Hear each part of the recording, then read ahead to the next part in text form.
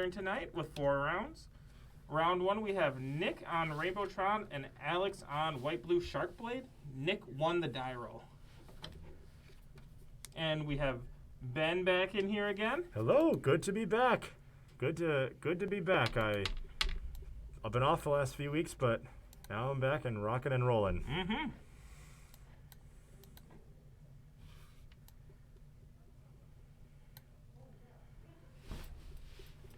Well, I should have a fun game one. I think so. Hopefully the meta White Blue Sharkblade doesn't pounce on Rainbowtron too bad. I don't know if sharks pounce exactly, but True. They leap? they I think they bite. They do. They do. They're chompy. This may be the first time though that we ever see Rainbowtron on camera. The first and hopefully the last time. Yeah. Because if there's one thing that Nick loves to do, it's make gimmicky decks that no one ever plays ever except for him, and then does surprisingly well at events with them. Yep. I mean, starting with 2 Tron pieces, pretty good. That's pretty good. Now, what I don't know about Rainbowtron, because whenever I ask him about it, he says, "Oh, it's a secret. I can't tell you what's inside it." So I had to find out the old-fashioned way by looking up the deck list. Yeah. And it turns out that there are a few tricks up his sleeve that we will see as we go along here. I think one of the most important pieces that aren't Tron pieces exactly is Cascading Cataracts, which is a land that's able to make any combination of mana. I feel like that would be pretty necessary. I would think so. I would definitely think so. A 3rd Tron land, but not the right one. He needs mine. No action at all. Wow. That's looking pretty promising there at the start, and now it's just kind of hiccuped a little bit. Yeah. It's not what you want to see. No, and Alex playing Amato's blue-white control deck. There is a map for the draw. Alex does have Force of Negation. It allows it to resolve. I think the key for this will be for Alex, when Amato pilots this deck, he knows it inside and out. He knows every intricacy of it. He knows exactly what he wants to do with it. With Alex, I'm sure he'll be fine with it, but it'll be interesting to see how does he time everything correctly, and does he sequence everything correctly against a mystery match, I guess. I mean, yeah. End of turn, you will activate Stoneforge to put in Batterskull. That's a good. That's some pressure. Mm-hmm. So it was Cascading Cataracts, did you say it was called? Yes, Cascading Cataracts. It is a land. Yes. I know Nick runs it because I've seen him use it before. Some list online may not. But it's not super obvious that you would run it.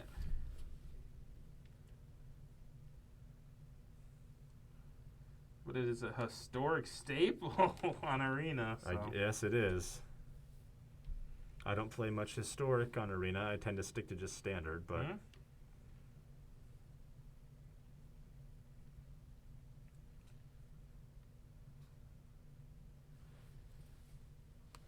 Presents deck.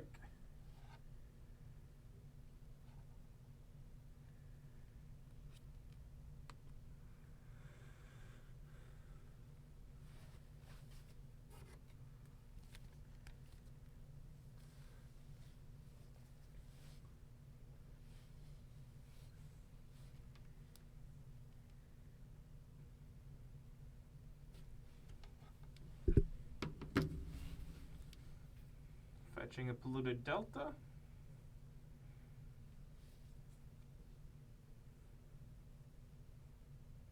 Looks like we're going to see a sword incoming. Probably, I'd say, Feast and Famine, most likely. Mm-hmm.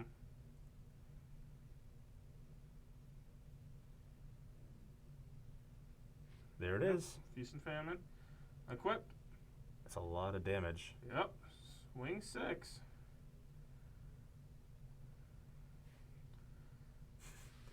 Wow, that's...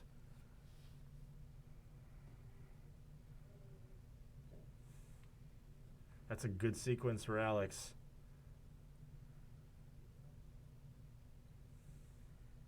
He just hit for 6, right? Should he be at 26? Did he gained attack with 6. Better Skull before? He gained 6 though. Yeah, but he fetched twice and shocked.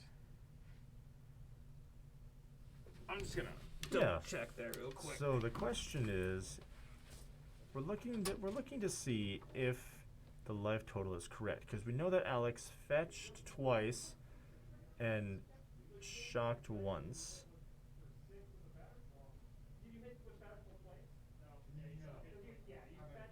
So we're saying that he only hit with Better Skull once, therefore it should be at 23 as opposed to 26. Just making sure. Alex gave himself 3 extra life there.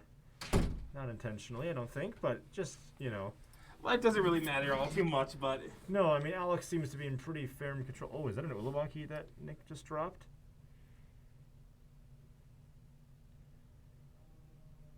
I did not see that come in.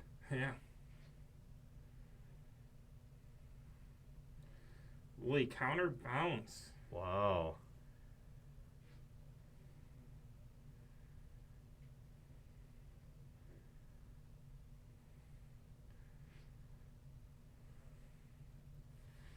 Okay. So Ulamog removed as a threat for now. For now, but it didn't go to the grave alone. It took stuff with it. Yeah. We removed a bit of Alex's board states, so now we'll see. I really think Alex should have countered that expedition map.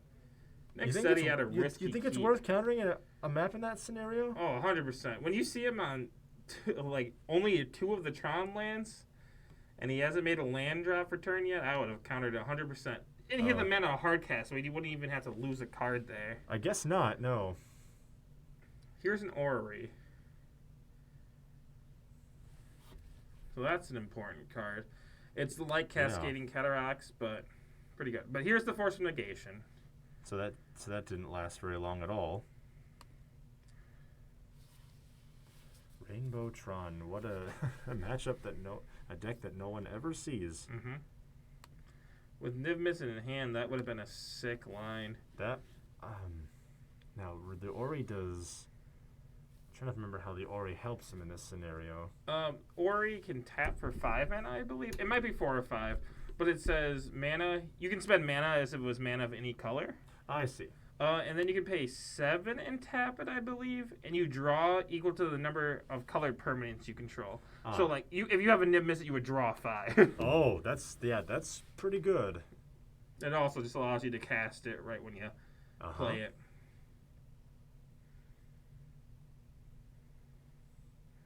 Cryptic the draw. It's interesting to compare the different kinds of Trons. You know, we have E-Tron and normal Tron and now Rainbow Tron. I'm not exactly trying to get a feel of what this one, of its tempo, and it's just what it's trying to do. Mm-hmm.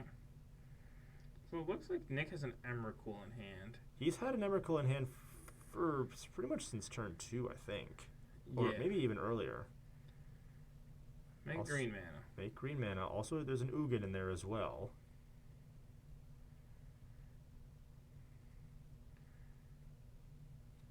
Jagantha. Jagantha. That's a wild card to have in the main board. Yeah. Wow. That's aggressive. Counter draw.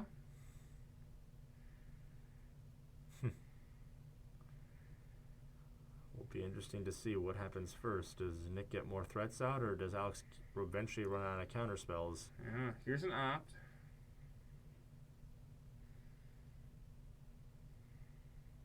He just elects to draw it.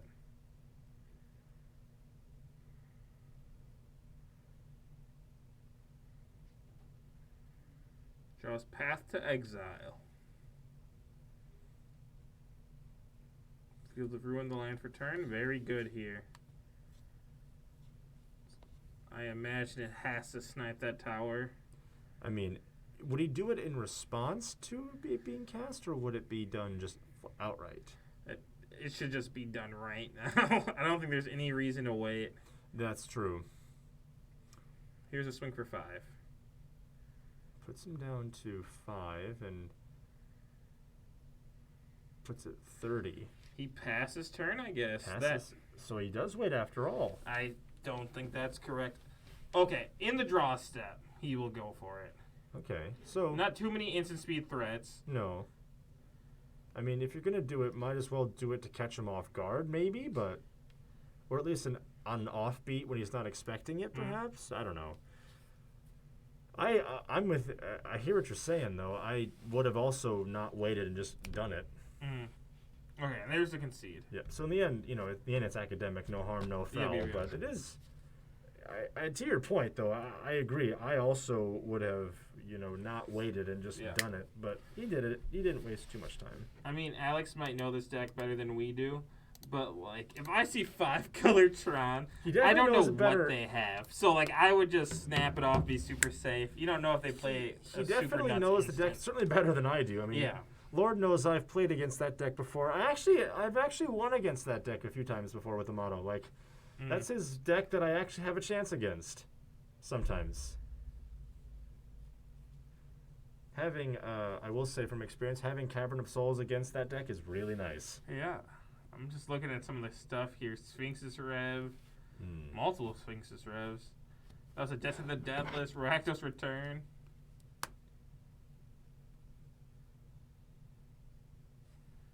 Mere Battlesphere. What is happening? Mere Battlesphere. Oh boy. So, there's a really, really obnoxious and very gimmicky thing that Nikki can do with Mere Battlesphere that he has done before that I won't divulge what it is now because I want it to be a surprise for everybody.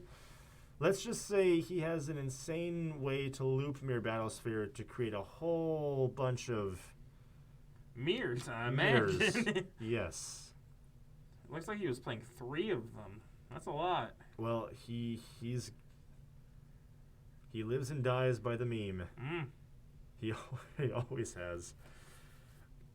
But it is worth noting, though, that definitely... I mean, these are two players that obviously know each other very, very well. That, both of them know each other's decks inside and out. I mean, certainly Nick knows Alex's deck, or Amato's deck, really well. In terms of other noteworthy stuff, I don't know. I wonder what Nick is going to sideboard in here. Yeah, I honestly have no clue. I'm still getting used to the main board, let alone the sideboard. Forget about it. I definitely agree with that.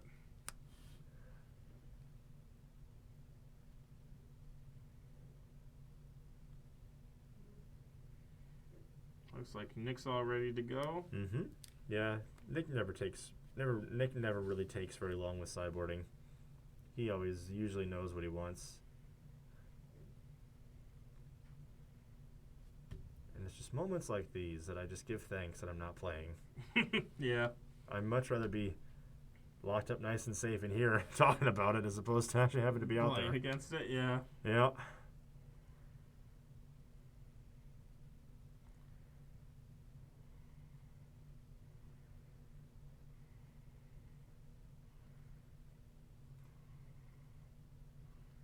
If Nick just mulliganed his hand, he said he has a single forest in it. Alex will keep. Looks like some lands, a mana leak I saw for sure.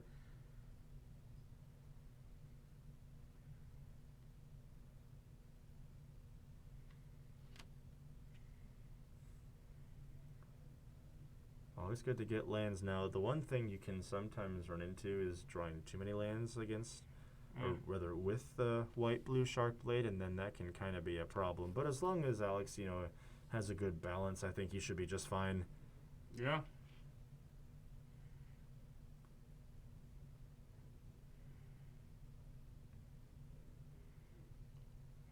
Oh, that's 2 Niv Mizzet in hand. 2 Niv Mizzet. Oh, there's 3 in hand with 1 land. We might be having a quick game too. Well, as soon as we say that, it always ends up being the opposite. I hope for my sake, I hope you're right. Well, I mean, this is a lopsided matchup to say the very least. I definitely agree with that. I mean, it's not only lopsided, it's just bizarre. Premier matchup. We have Sharkblade versus Rainbowtron. I mean, there's a chance you Go can get figure. like natural Tron. Natural Tron. Oh, I mean, he has 2 Tron pieces and a map. That's pretty good. For keeping going down to 5, that could be something to keep an eye on. So there is a map and a Tron piece pass. That's probably the best he can hope for on 5. I think that's the best you can hope for on 7, Yeah. let alone 5. Here's the other Tron piece and a pass. We saw that mana leak in Alex's hand, so He's ready if Nicky tries anything, which of course he's going to. It looks like Nick also kept a star and a Thragtusk, so he has a play next turn, but will not have the mana to pay for the leak. No. Ooh, Nick fixing the playmat. It was kind of tilting me. I felt like I had to go in there, but took care of it for me. I didn't even notice it until you said something. And I still don't even notice it. Yeah. Now it's better. It was slightly off. That's Field of Ruin. Yeah, Field of Ruin, Brazen Bar in hand. So Alex has got Disruption for sure. Correct. The end step. Power plant. Power Plant. That always seems to be the third one he gets. He always seems to have the first 2. It seems like, well, at least they're always, at least in the first 2 games anyway, Nicky always finds the Power Plant third. Yeah.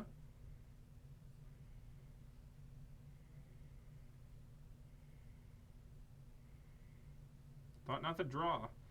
That he could play her on the mana leak, but Could by he? casting that thought, not. Really? Yeah. Didn't know you run Thought Not Seer in Rainbowtron. I don't know what you run in Rainbowtron in general, Yeah. but So if like, you run this card, cool. Oh, you run this other card too, ooh, great. he played a Thragtusk. Rough. Why I is mean- it? Oh, and it looks like it's gonna get countered. Yep. So if he cast the thought not, he would have the mana for it, but it wasn't on his radar. I think that's fine. Surprised Alex hasn't used his Field of Ruin yet. I mean, I imagine it's gonna come down. You'd think think it's gonna come down, but we'll see. In your upkeep, doing this again. Okay. I mean, I guess that's not a bad time to do it, I suppose. No, it's not. But we did see in the main board there is a way to punish it because we saw the Sphinx's Rev. So Yeah. us knowing that, it's almost always worth it to just do it on your main phase. I suppose so. The 2 copies of Sphinx's Rev. He has one in hand, but he didn't have a way to make that mana yet. No cataracts or anything.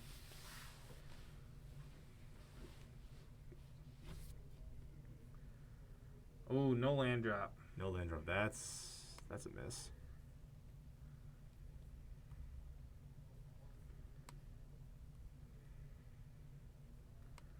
And another Field of Ruin for Alex.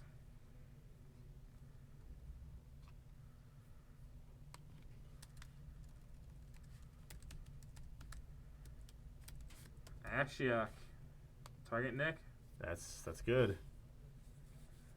Middle Oh, board, disrupt your whole plan. Sphinx's Revelation. That's what you mean. Mm-hmm. Oh, you gain X life, draw X cards. Yeah. that would be really good. So in response, like that is a reason to Field of Ruin on your turn while he's tapped out. But So I as think that's opposed- the only card that really punishes Alex there. Yeah. Well, I mean that's significant because Yeah. instead of blowing up a land, you get to draw X cards in response, and then you gain life on top of that to boost. So Here's another definitely- Milford 4.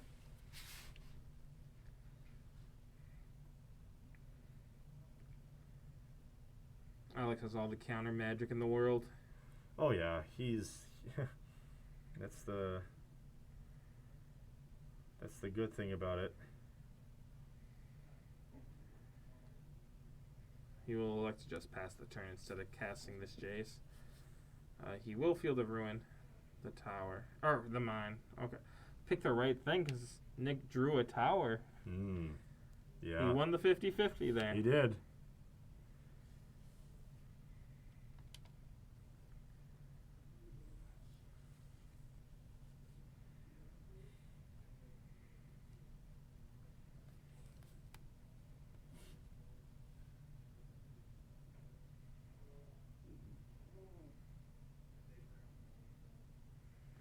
There's the tower for turn. And a thought knot. Now, how significant is the Thought Knot Seer now? How much does it disrupt? Does it disrupt the Alex's counter spells at all? I don't think too much. I don't think it does either. Like, if anything, I think it's just gonna make Nick a little depressed. I would There's a think so. lot of stuff in here. There's a lot of stuff, and is it too little, too late? Do you think? I'm not I mean- actually positive. Like, I mean, this game doesn't feel 2020 still yeah. in terms of life totals. So there's the Teferia, Sharknado, Jace, Cryptic, Force of Negation, Brazen Borrower. I think it's going to make Nick reassess his life decisions a little bit now. I mean, I feel like he almost has to take the Jace. The You know, Brazen Borrower sucks, but Well, yeah, he takes the Jace here. mm-hmm. I imagined this thought now it's going to get bounced at the end of turn. Alex will draw a card. Yep. Oh, that must go into the Adventure Zone. Okay, Nick got it. Nick got it. A draw here. Oh, another Field of Ruin. Wow, that's all he's really drawn in this game. yeah. They've been drawn to him. He's not even going to play it. Ashiok again. Slowly but surely eating away at his deck. Mm-hmm. Thought not again. Again. And a counter again, probably. Met with Cryptic. Cryptic this time. Will it be is he gonna Counter bounce? draw. Counter draw. Drew into a land, so not sure how much that really helps him out, but it's still not. He's got plenty of land, but Ooh, there's a Flooded Strand. That's pretty good, because now I can find a Mystic Sanctuary. yes. And Ashiok goes off again. Ooh. Got an Emrakul.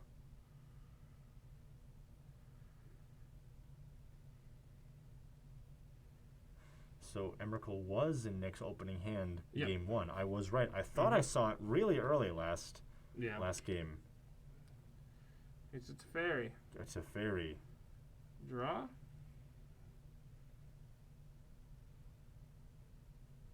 We just wonder. Untap 2.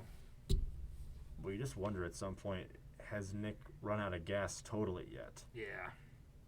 I mean, he has stuff in his hand, but No mana to cast it. yeah, Thought Not Seer another time. I might not counter this. I don't think he can. No. I mean, he has, I think it's just Force of Negations in hand. yeah, and I wouldn't waste it on that. No. Well, I mean, that can only counter non-creature spells. That's right. Yep, That's yep. right. I mean, Alex is going to be a good spot finding Mystic Sanctuary end of turn anyway, so. Mhm. And once that's out, then it's, in the books. It's not, I guess, not in the books, but it makes life very difficult for Nick. For sure. With a Teferi in play and everything, like. Again, the deck is doing what it's setting out to do. It's control. It's just controlling the board state, wearing you down one piece at a time. Just, yeah.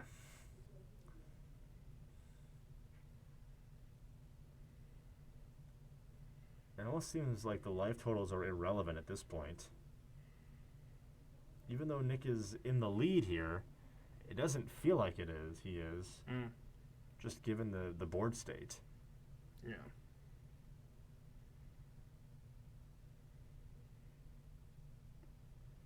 Nick, Alex has had a lot of life gain in this game, this match. This is modern. Yeah. Yeah. Yeah, this is modern. Yeah. Yes, correct. Yeah.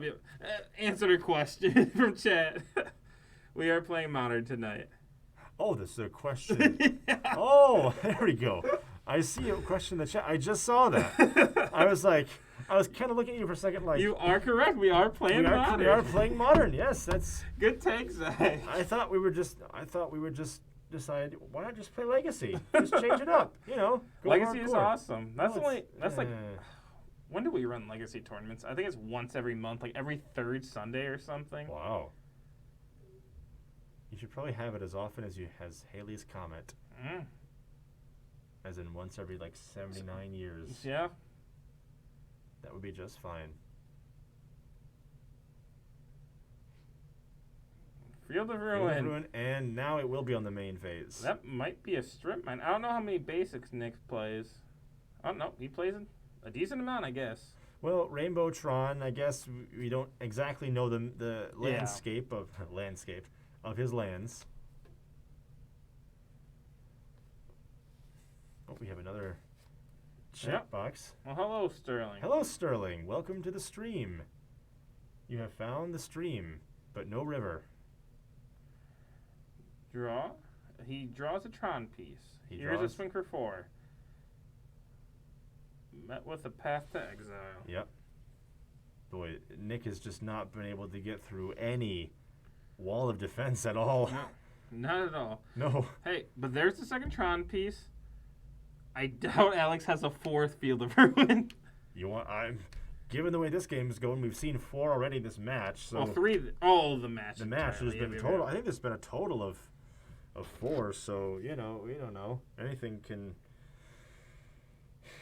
can happen at this point. Very true. That's Wow, super- that's Nick's exile. He is running low on cards. Yes, he is, and his exile pile. It's significant though that the Emrakul a few turns back went to his exile instead to his graveyard. Because if it had gone to his graveyard, then his whole deck would have been his whole graveyard would have been shuffled back in. I feel like it's really good against Tron. I agree.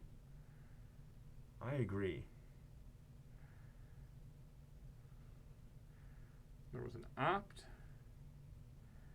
Now a Snapcaster to opt again. To opt again. He's thinking and thinking some more. Putting that on the bottom. Thinning it out at least.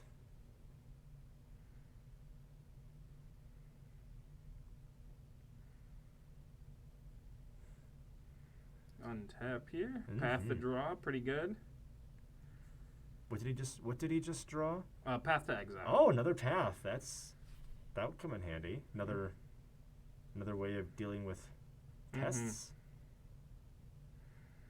There's a Sword of Feast of Famine equipped into the fairy. Swing for 7. Boy, I feel like the coffin's kind of closing for Nick a little bit. Discard Sylvan Scrying. That's a weird one. I mean, he knows about the Pact of Negation, but I feel like the Sphinx's Rev is actually just uncastable right now. Does he have that in hand as well? Oh, there's an Ashiok in play. He does have a Sphinx's Rev in hand. He can't search for anything, so... That's right, because Sylvan Scrying Ashiok doesn't prevents do you from anything. searching, doesn't she? Yeah, but then again, Sphinx's Rev also does nothing right now, so it's a little... Here's a Colonnade. Yeah. And this will be a swing for This will lethal. be So Alex will get there in there's 2 the final games. blow. We never saw Tron No. make a rainbow of any sort. No, we never saw the rainbow. It or looked the pot like of, we mono green Tron. never saw the rainbow, never found the pot of gold, but that's okay. Yeah. I'm sure it'll come eventually. But we will be back shortly with the next round. Thank you. Hello, we are back with round 2. We have Amato on Nivtalite and Josh on Scourge Shadow. Josh won the die roll.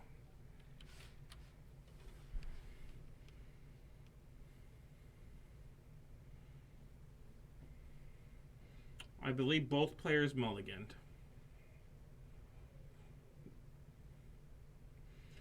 Pretty good hand from Josh. Death Shadow, Scourge, bunch of burn spells.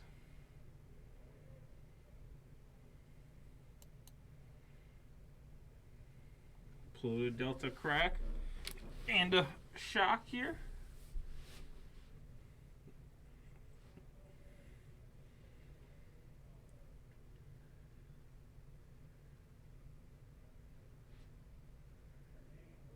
Soul Scar Mage.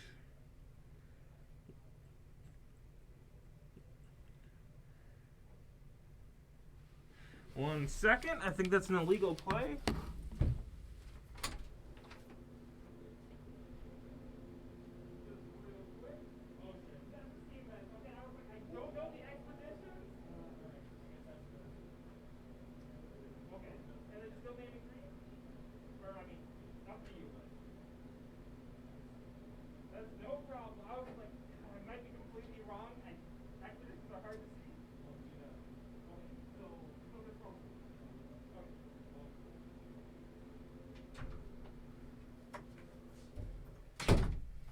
Okay, I am back. It was a Steam Vents and Utopia Sprawl, but that is not a legal action.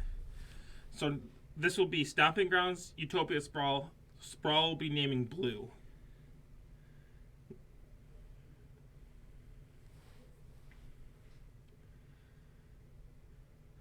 Another Blood Crypt going down to 14.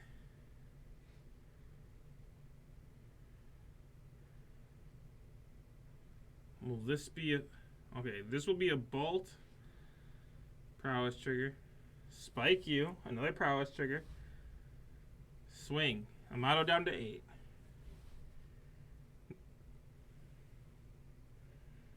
Down to 6. Uro. Up to 9.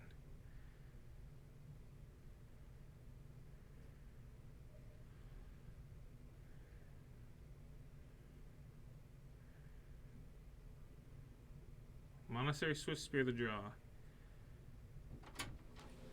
Hello. Ben is back. We're just pretty early into round 2. Here's an Agadine going down to 11 and a Scourge of the Skyclaves as a 9/9.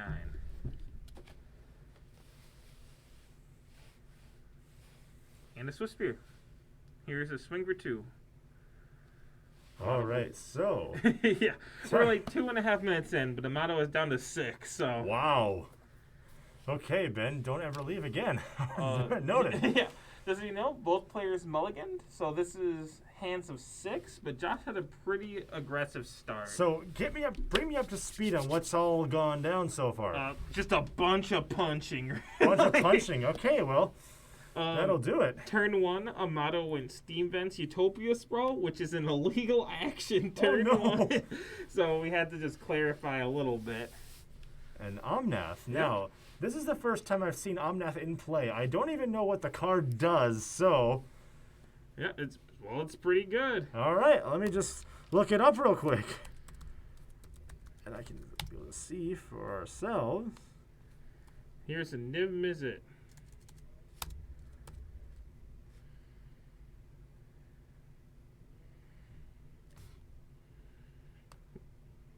Hitting 4 cards in hand.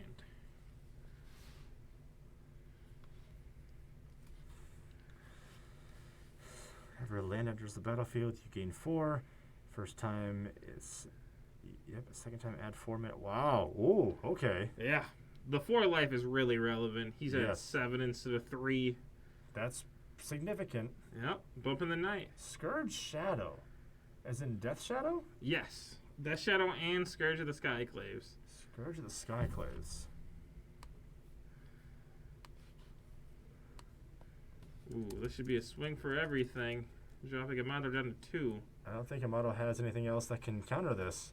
Yep, swing out. Can deal with it. Swing out. He's got to go for it. Got to block it, right? So, So Nib blocking Skyclave if you have to. And then Omnath blocking literally anything. Amato will go to 2. Still not dead yet. Still not dead. Amato hoping... he just needs a land to go up to 6. Right. And... He does have Lightning Helix. Yep. Which can kill the Swift Spear. Yes. Then he has a chump for the Skyclave. This is going to be a very crucial next turn.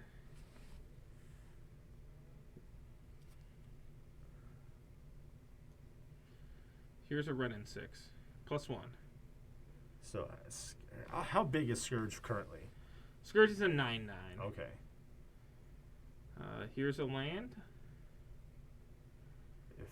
If If anybody Red, can blue, white. bring himself out of this, though, it's Amato. Yep. Return Scourge to the hand, drawing a card. That's good. Omnath is just really good here. And here's a Yes. pass. Oh. On your upkeep. Wow. Fetch, gain 4 life. Fetch and gain 4. That's a nice trick. Yeah. So Omnath has gained 12 life this game. So Pretty if not insane. for that, Amato would be very dead. Yes.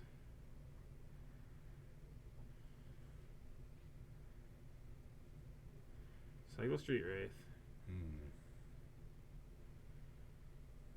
Wow. How quickly did this turn around? Yeah, this is extremely quickly.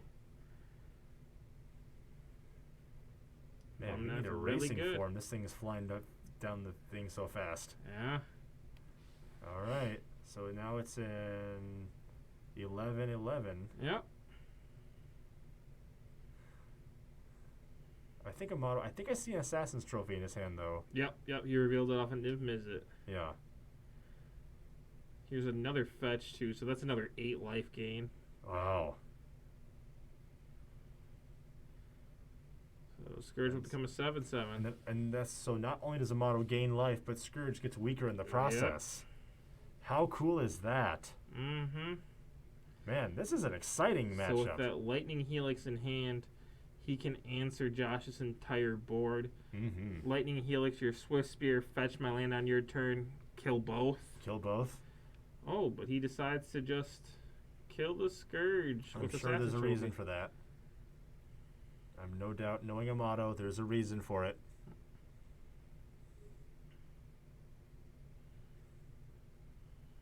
Here's a swamp. Combat swing 4. That's Amato's got something up his sleeve.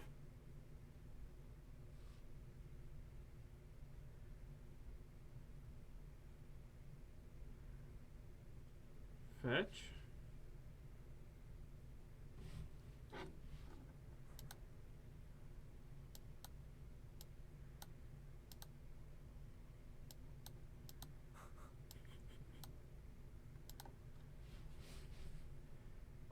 Oh, you don't want to get a bunch of. Yeah. Oh, and that's it. And there's a Lightning Helix concede. for the win. Amato dropping really low, but the power of Uro and Omnath When keeping him Amato gets alive. low, Amato has ice in his blood. When he gets low, it doesn't matter. I'll be back very shortly. I just have to run to the main floor real quick. All right, so interesting bit of fancy mechanics that Amato just does so brilliantly. He really does. Just he can do things sometimes that other players just can't do. But not that they can't do, but it's just it takes a certain amount of just finite precision and timing, and you have to get it just right. And Amato always seems to, like, he's the complete opposite of me. He taught me how to play the game 10 years ago. And, you know, for me, when I get down low, if I get punched, I fold like a deck chair, and I know I do. With Amato, he doesn't bail. He sticks it out to the very, very end. And I think that's one of the things that he's, amongst many other things, taught me how to do the most, which I've been very appreciative of. And so it's always fun to see that manifest in his gameplay. Yeah. Not as much fun when I'm getting whooped by it, but, you know, but in times like this, getting able to watch it from afar, from the skies, so to speak, it's really cool. Certainly. Yeah, it was a really close game 1. Very aggressive, and that's the kind of, I don't know about you, but that's the kind of gameplay that I just love. You know, fast pace, come out, punch you in the mouth, punch back, you know, Yeah. it's like two heavyweights going into the octagon and just see which one comes out alive. So I know Josh has one copy of a card he brought in because a lot of decks in the area have been playing a decent amount of life gain. Would you like to share with the class what that one copy of a card is? What is it, that card? Reign of Gore. He has one copy because they did not have 2 more in the shop. What's it called? Reign of Gore. Reign of Boar? Gore. Gore, as in- Gore. It's a very spicy inclusion. A lot of people play life gain in our local area, whether it's Soul Sisters, Uro, or something like that. Oh, Reign of Gore. If a spell or ability would cause its controller to gain life, that player loses that much life instead. I do remember him talking about this earlier. I saw him walking by, and he was like, "Yeah, there's only one copy." Well, did you get it? Of course I got it. Yeah, of course I got it. Of course I got it. If he sees it, that's really good. I mean, that would kind of defeat the purpose of Omnath for sure. Omnath, and it's not a like Omnath is not a May. When you play a land, you lose the life immediately. Same thing with Uro. When you play it, you gain the life. Not a May ability. Right. So there's only one of them, but at least he only has one of them. Yeah. God forbid if he had two or more. I know. That would be disgusting. Ooh, that's a lot of lands. A lot of lands.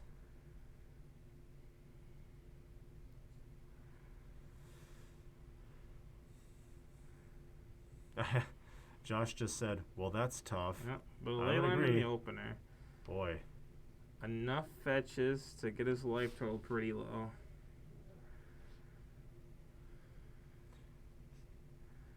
Crack Delta. Fine Blood Crypt. So I've heard through the grapevine that Omnath is just dominating on Arena right now. Can you confirm this? Well, it was dominating a week ago. It is now banned. Oh! It is now banned in Standard. Whoa, maybe that's why it was banned, because it was... Yeah. I believe it's also banned in Historic. Yeah, for sure. So it's just gone from Arena completely? Yeah, pretty much. Because it's Alright. also banned in Brawl. Oh my gosh. So it's really... Man. It is banned in every format that's competitive in the slightest. Except Modern. Except for on Arena. On Arena, yeah. If they add Modern to Arena, I would be pretty happy, though. Oh my gosh. I've been waiting for that to happen since forever. Yeah. Modern's not competitive. What are we talking about? Never. You must be thinking of Legacy again. Yeah. I didn't expect Legacy to become the running joke. Here's a Death Shadow and a Swift Spear. That's pretty... Wow. It's that an could be an aggressive issue. start. That's a start. That could come back to Hanamata later, but hopefully it doesn't. I mean, listen. We're up here. We're in the booth. We can't root for anybody because we're not allowed to do that. But you just want to see... Like, it was cool to see Amato come back from that. For sure. And it would be really cool to see him do it again. That's all I'll say. Mm-hmm.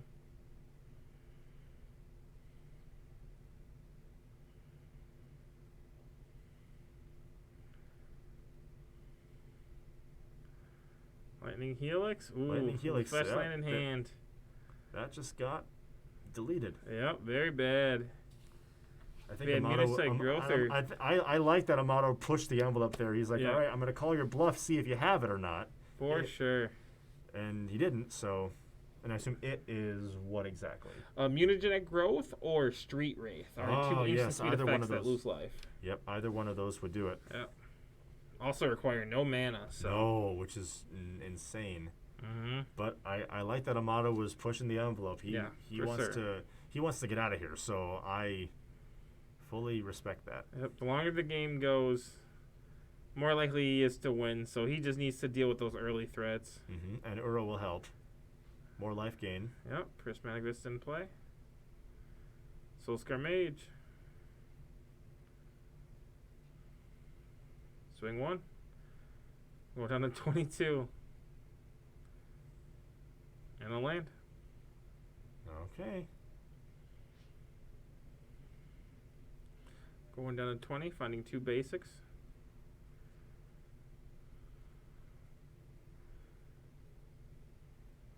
Well, Vista with Omnath seems pretty disgusting. Here I'm just imagining it. Yep, some snow-covered lands. Always with those snow-covered lands. They always have to have snow on top of them. Oh boy, here it comes. No. Niv! Daddy's home, as he puts it. 2 hits.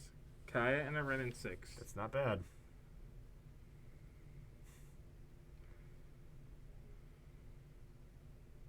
Amato seems pretty in control, I would say. This might be it for Josh. I don't think there's a single thing you can get right now that...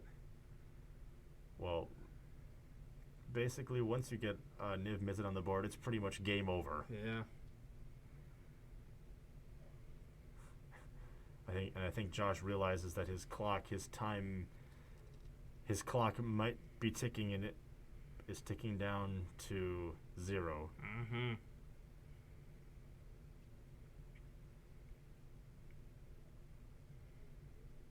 And there's a pass. Pass turn. Think he's taking a wait and see approach. Josh is. Swing 6. Done 2.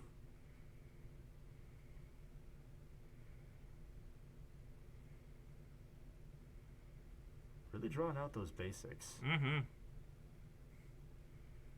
I imagine he plays one of each. I think so. Run 6 pinky for 1. Down to 1. Red and 6 pinky Wow. for 1. I was gonna say Double if red he and has 6. double red and 6 here, I that's was lethal. wondering. I was wondering. I was like, if he pings him Yeah. for 1, he has to have another. Oh, absolutely. I mean, So there we go. There we that go. was a pretty fast game. that was really fast, man. I thought the Scourge would be ending it fast, not the Nymphalite deck. All right, so it goes to show, don't ever leave again. Yeah, Man. but we'll be back with the next run as soon as possible. Thank you. Hello, we are back with round 3 of Modern. We have Keegan on Restore Dominance and Crimson on Death and Taxes.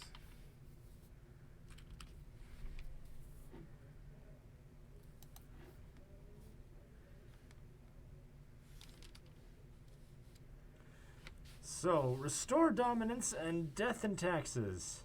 Mm-hmm. That's okay. That's a matchup. All right. Don't know what kind of matchup, but it's a matchup. Yeah, these are some obscure decks. We've seen a couple of obscure matchups in this already. Yeah, for sure. I feel like Thalia is going to be really important in this matchup. Thalia. No.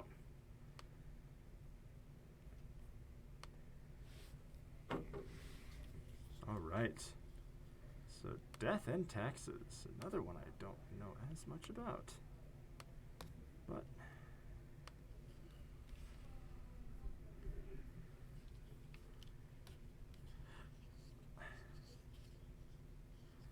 Players presenting.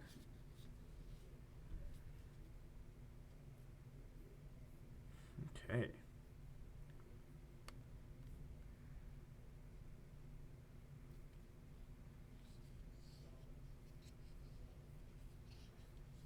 I'm just going to make sure that die is on the table real quick. Uh-huh. Yes, always make sure that your life total is on the table. After all, if we're going to need it for death and taxes, life will be important.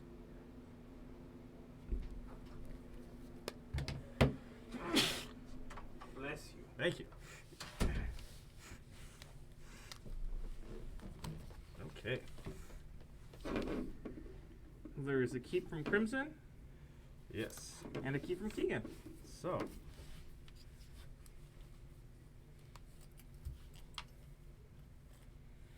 There is a Giver of Runes. Giver of Runes. So give me the rundown of how death and taxes. What's its MO? What is it trying to do? Tax people and kill them. Whoa! I would have never guessed. A very straightforward plan, just really keeping your stuff safe while disrupting your opponent's plan. So that's a lot of removal, a lot of things that make other things cost more mana. Yeah. All right. I'm all Stuff for that impacts your opponent's lands. And as foretold, I assume is that around That's an enchantment. A blue enchantment. Oh, from Eldraine? Amonkhet, I believe. Amonkhet. It's one of my most played cards during that standard.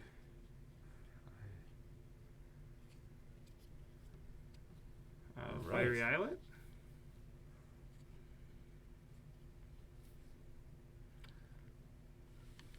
Suspend Greater Gargadon. And a pass.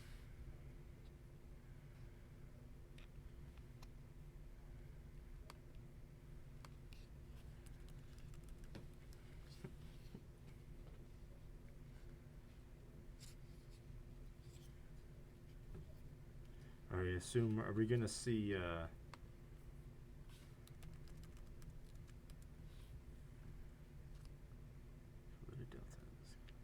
Here is a silent clearing. A Thalia in hand for Crimson. I think you just have to slam that. Yeah. Always, as your fellow Friendly Neighborhood Humans player, always slam Thalia. Always. Etch Champion on the chat says, Keegan always repping that. Netrunner playmat. Yeah. And here is a Thalia. Boom. There we go. Boy, I see. Oh. Let's find a Thalia. Bolt Giver. Bolt Giver. Runes.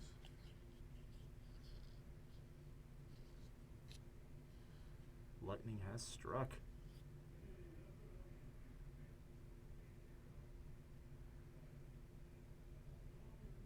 Well, she tried to give Thalia protection, but it was not in play yet. No, it otherwise, he wasn't. wouldn't have been able to cast the Right. Lightning Bolt. Correct.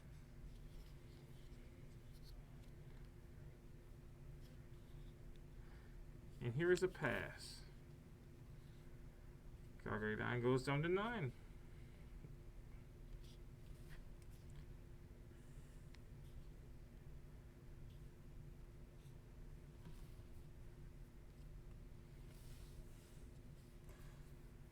Okay, so three cards in hand.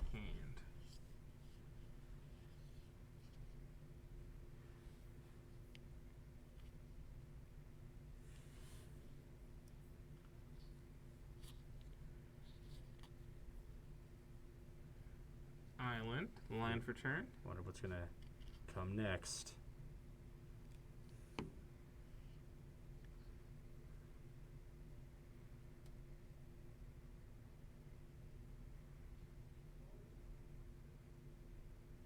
Serum Visions. Draw a Simian Spirit Guide. Interesting to run Serum Visions here. And the Spirit Guide will help.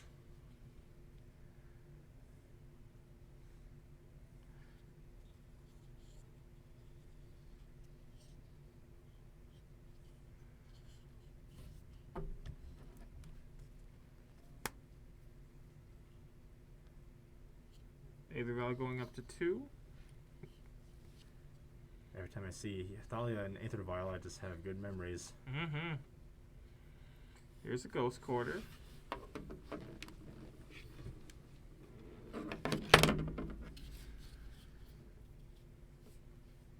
Now, how effective is Ghost Quarter in this matchup? Probably not very. Yeah, because I was going to say, what does it target, really? What does it try and go It after? doesn't really do anything. You can target an Islet to stop a card draw, but that's about it. Yeah. Ooh, and here's one of the best things in the matchup, I think. What would that be? The new Archon from Zendikar Rising. Archon? Yeah. It says, opponent's creatures enter the battlefield...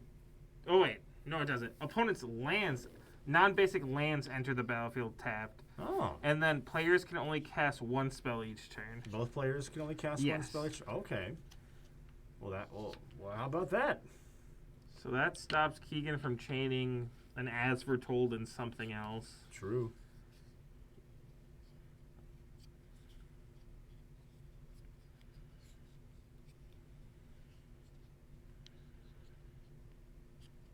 Stomping Ground tapped. Here we go. Electing to not lose 2 life and still have an enter tapped. Crazy. Amazing. Serum Visions. Draw a Scry 2. You read that worried about the difference in the life total? Well, no, but the Archon would make the land enter tap regardless. Oh, you can so- still pay 2 life, but it will enter tap. Oh, I see. So the Archon affects all lands. Yep. Oh. Or is it just his lands? It just his lands. Got it. And I believe it's specifically non-basic. Oh, I see. Oh, yeah. I guess you wouldn't want to pay 2 life for nothing. Yeah, exactly. But you have the option if you're You playing have like the Death option if Shadow. you really want to, if you're playing against like a Shadow deck, you could. I mean, but I don't think that's what this is.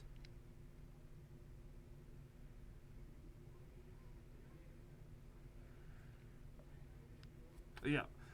Just revealing that she actually took one from Yeah. sacrificing her silent clearing. She actually took a damage as a Yeah. result.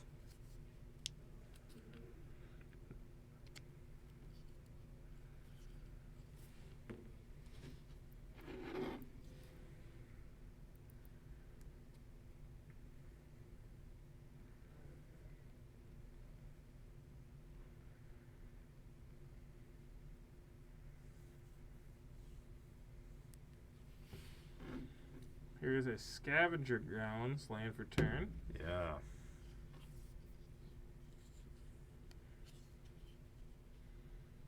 Sacrifice a desert, exile all cards from all graveyards. Again, not the best thing in this matchup. No.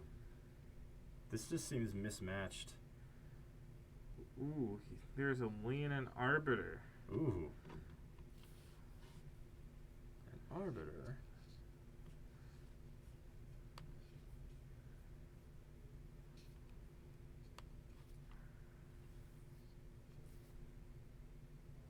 Let's see.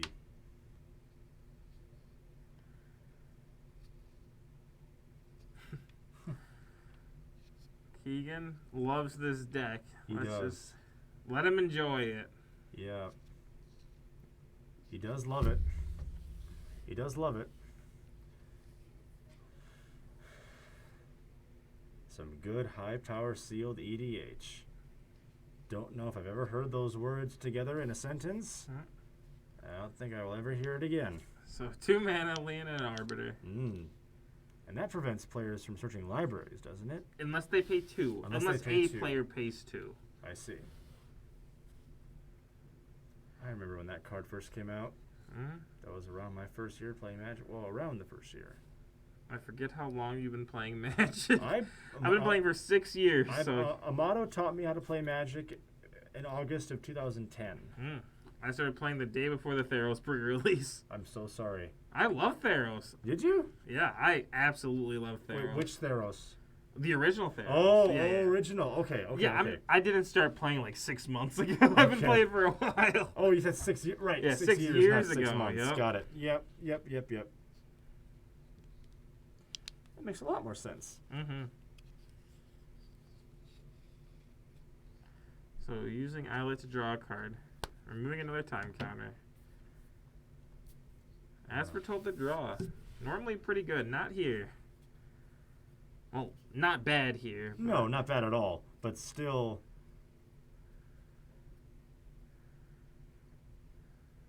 Adding a mana. cracking the guide, getting rid of the guide. There's Cast the as staple foretold. card.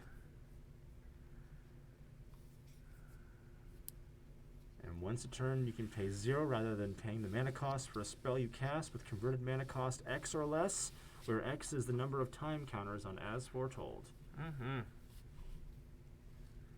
And at the beginning of your upkeep, you put a time counter on it. Ooh, putting in the apparition from the new Zendikar set. Exiling a permanent with CMC 4 or less. Wow. That's the best thing you could have had there. That's was she?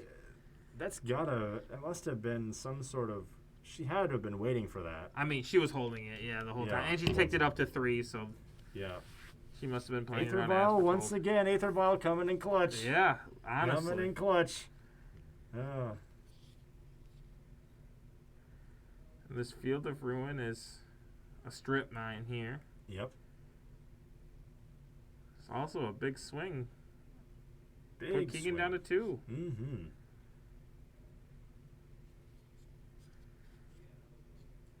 That's an uppercut right there. Yeah, Giver of Ruins. Oh, Giver's back.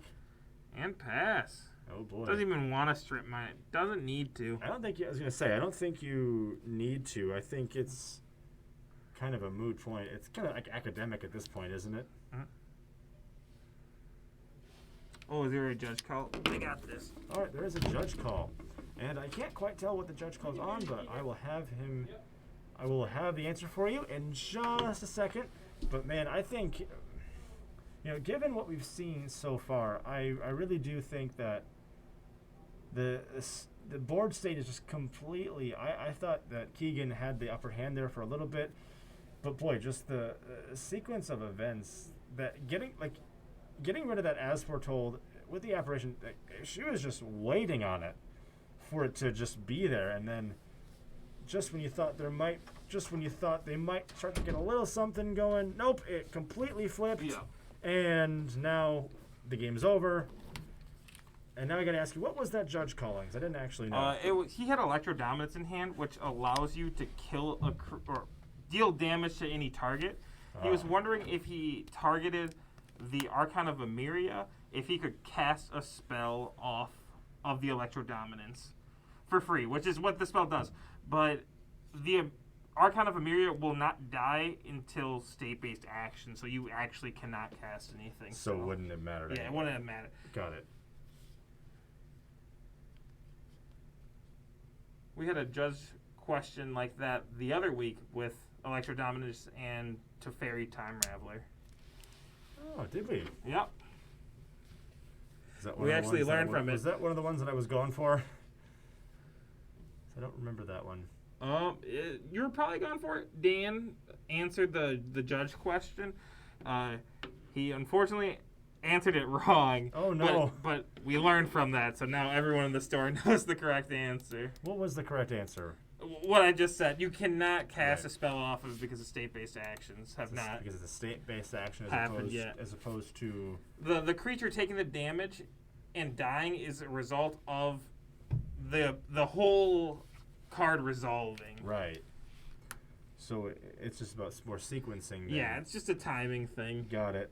It's just one of those intricate, Magic the Gathering. Oh, can't do this before this. Oh, but this happens before this thing happens, so that this other thing can't happen until this other first thing happens. Yeah. So, yeah, that makes sense. It all seems feasible. All seems, Checks out.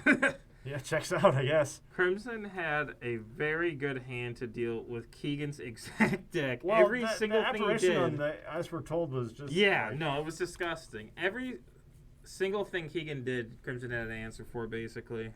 Yeah, we've seen that. We've seen people have answers all night long. Yeah. And the That last, Omnath was the most disgusting that answer. Omnath, oh my gosh.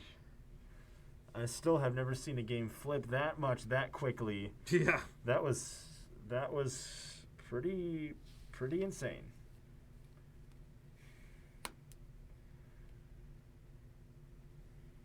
That's the kind of, for me at least, that's the kind of gameplay that I live for. You get right down to the wire. You think one thing's going to happen. You think it's over one way, and then all of a sudden, before you know it, it just completely flips, and everything is back the way it should be. If not for the Archon, the Thalia, and the Apparition, Keegan was in a really good spot. I thought he was too, except he was in a good spot, except for everything Crimson had. Yeah, But- except for three of the things that except Crimson for this and this, that, and the other thing.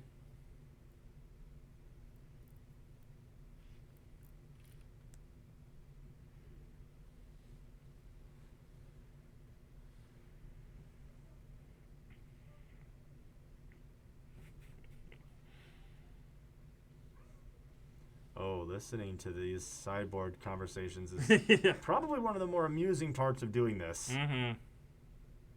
Little conversations between the players. Mm-hmm. They're basically saying, do I play this? Do I bring this in? Or do I bring this in? Well, I could bring that one in. Oh, but I don't know. Maybe this one. I think this is Crimson's first time playing this deck. So that also is a factor. Oh, absolutely. Hey, listen, I still say that to I say the exact same thing even when I'm playing humans. Like, I Yeah, still yeah. say the same thing. Do I bring this in or maybe that one? I always think out loud. And in the end, I always make up the wrong choice anyway. But, whatever. Whatever.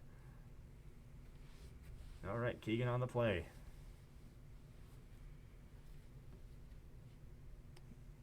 Being on the play is super important for Keegan. Like, so important.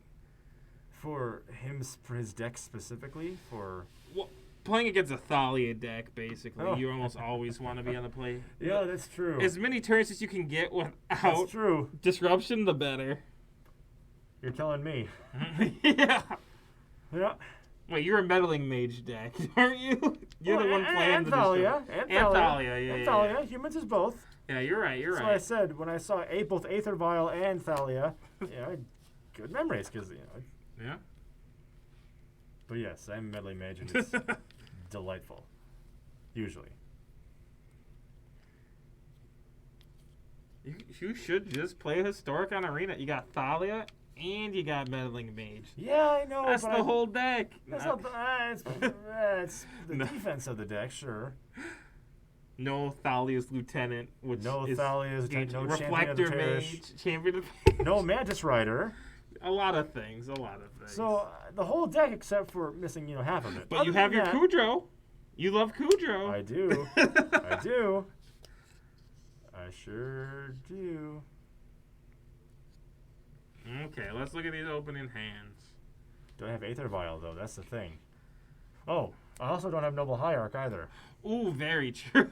Yeah, that's a problem because that card's pretty good in my deck. Yeah, Noble's a pretty good card. Yep. I really want those new arts of it, and I really want the. Speaking of arts for humans, I really want the art of the new Cavern of Souls from Zendikar Rising. Ooh, from the expeditions. Yeah, those are really look nice. So nice. I also really like Valakut. Valakut's also cool. What is it? The Wasteland? Is that the O, the flying O? I think. There's a lot of really cool artworks. Mm-hmm. Oh yeah.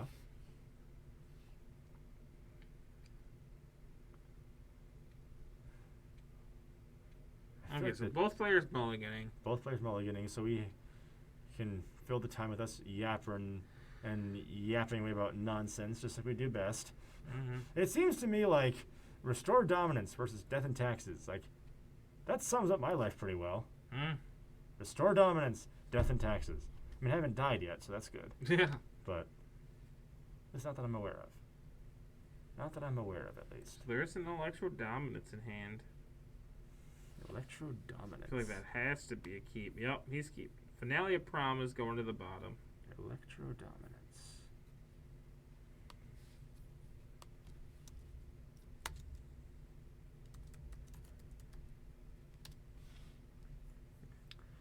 So let's kind of dive into Electro Dominance. It deals X damage to any target.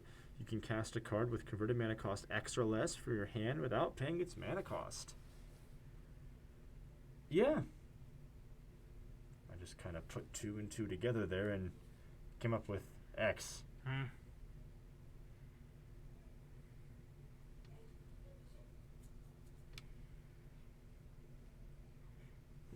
All right, so there we go. Filling Tarn. Fetch Shock. Fetch Shock.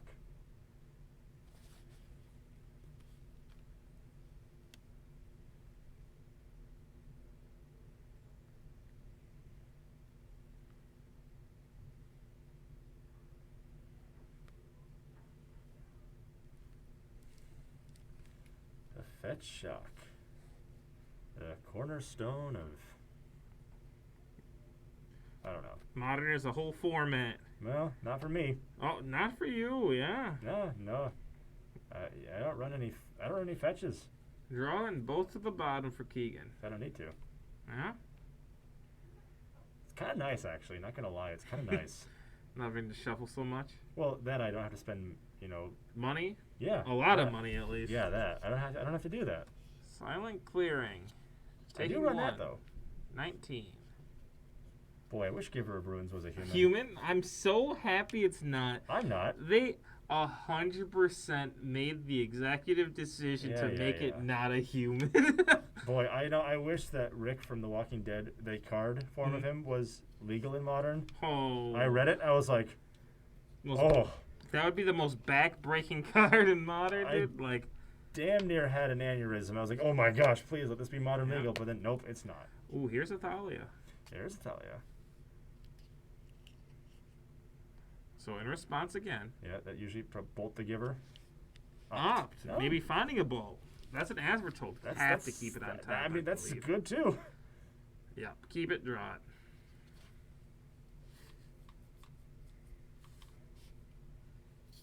And a pass.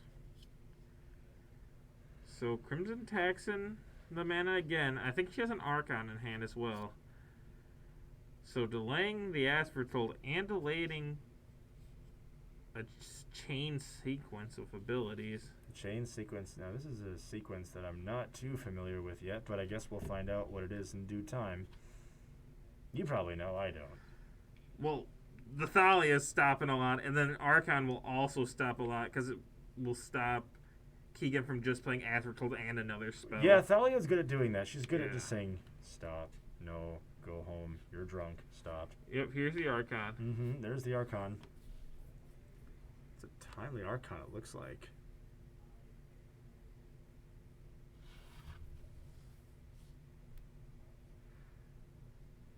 Is that Archon from Zendikar Rising?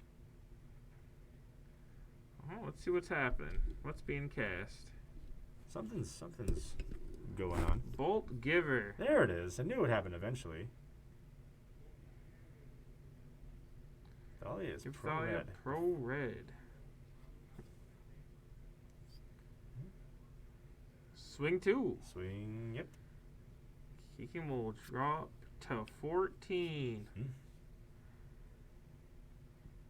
Does Keegan have a land? It doesn't I don't look think like so. A Simian Spirit Guide, though. That's That's what he has. He has a mana source. Yeah, I feel like you almost have to cast it right now. You have to do something to it. Because Don't. there's just- no don't way just you let it wait sit till there and eat- next don't turn. just let it sit there and eat a banana. Gotta do Yeah. something to it.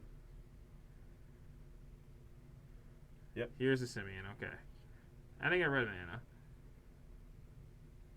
Taking 2 from the Amulet. Red Is mana, Islet, banana, yeah. same thing. Oh, Anger, Anger of the Gods. That's pretty good.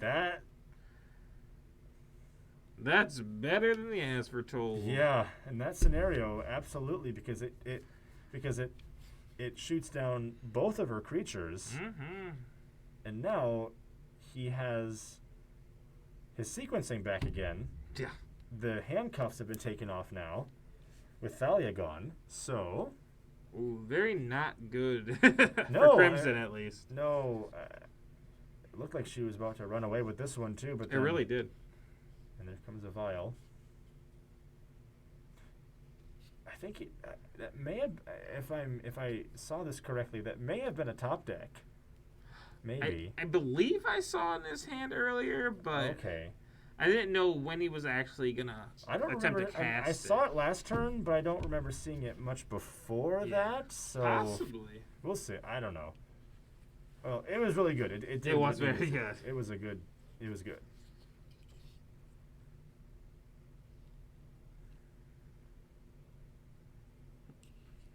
It's like a. Keegan, a little sigh of relief there. Finally, it's like, oh, thank goodness, a land. He can actually play the game, Yeah, as we're told. that's good.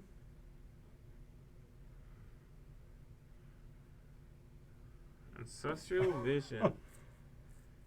He's gonna draw 3 for nothing. Draw 3 card. Well, that's one way to cheat around a mana cost. CMC 0, technically, yeah. Hmm? That's a neat interaction. Very true. I've never seen that before. That's a neat interaction. I mean, I've seen Ancestral Visions being used before, but never piggybacked off of As Foretold.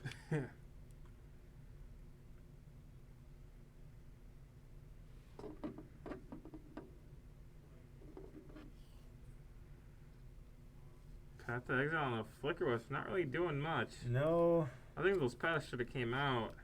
Oh, wait, well, I think it. Oh, she did draw Stoneforge, I see? Yep, Stoneforge Mystic. Is that running Death and Taxes? Yes. Apparently. I'm pretty sure in most lists, yeah. It's artifacts. Skull. Yeah, I guess that would be. So I think you grab stuff like Sword of Fire and Ice with it, I assume. I see Mhm. Sword of Fire and Yep, Ice, Sword of Maul Fire and the Ice, Batter Skyclaves, Skull. Batter Skull, even a Maul of the Skyclaves I see. I in there. love Maul of the Skyclave. I hate that. I mean, I love that card. But I hate that card when it's used against me. Yeah, I hate the card in Limited. Ban it. Oh, limited. Yeah, that's what I was talking about. It's I unbeatable. I was 2-0 in limited. Yeah. And our not pre-release, wink, wink. Mhm. And I just ran into it, and I was just. Yeah. Let me clarify. It ran into me and ran me over, Yeah. and then went back and just beat me down I and make think- sure I was dead. That is the best card you can pull in your Limited pool. Oh, like by a without a million doubt. miles. Without a doubt. It turns any creature you play into an unstoppable monster. Yes, it does. The really really beautiful looking death machine, Yeah. which I am all for having if it's me that has it, but okay. I mean, it's a little bit more balanced and, like, not limited, but it's still really good. Still really good.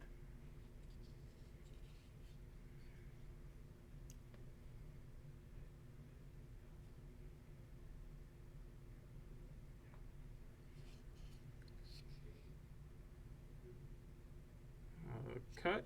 Well, aren't you glad I'm saying more than 2 words? Yeah. Oh, good.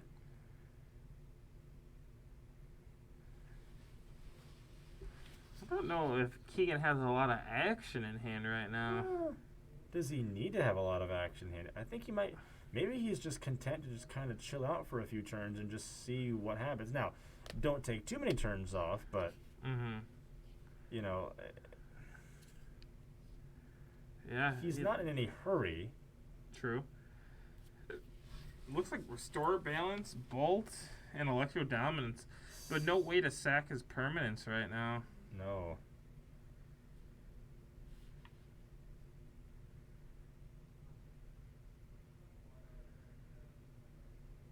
As we're told, Lightning Bolt your Stoneforge Mystic. That is a cool art on Lightning It Bolt. is really cool. I didn't even recognize it at first. Yeah, I can't remember if it's a Jeepy promo or a Secret Lair promo. It looks like a blue card, actually. It does, but Like that is a obviously Lightning the red border. yeah. Well, as a result, Stoneforge is now very much dead. Yep. Which, well, so much for no action in hand. Again, piggybacking off the As Foretold. Okay, I think I now see why As Foretold is good. Yeah. Casting things for 'Cause free, it's always fun. Casting things for free is always very fun.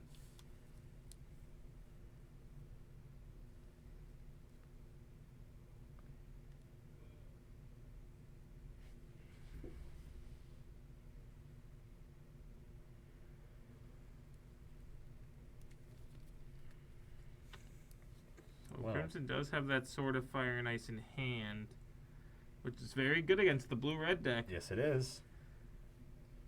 I elected to just pass the turn. I think, yeah. I mean, I don't necessarily know what Crimson has in hand. I don't think she has anything Does she that does she have flashes anything in in. hand? I don't see it. Or are those just the pile of cards at her side? Are those, is that her hand? She has 4 cards in hand. I'm pretty Four in positive. hand, okay.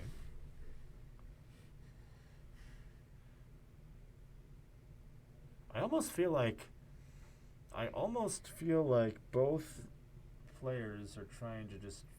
They're at a point now where they're just trying to feel the other one out. They're kind of just waiting to see who's gonna make the next move. So during upkeep, there's an effect. Feel the Ruins, attempting to get rid of Stomping Grounds.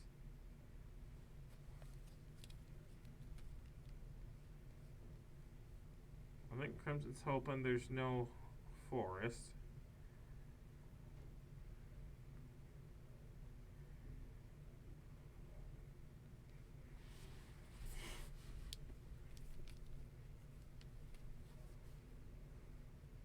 Ooh, my favorite Plains artwork.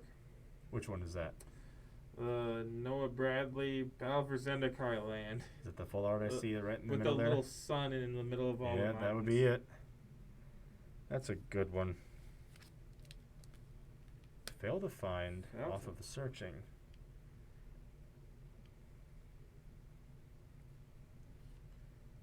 I think this is going to be a Restore Balance.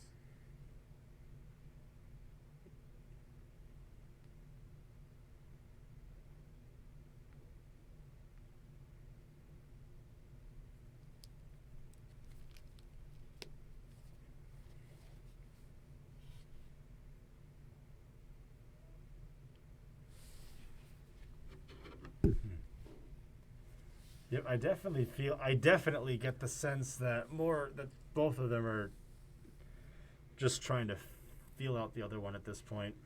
Oh, Electro Dominance. All right, never mind. That's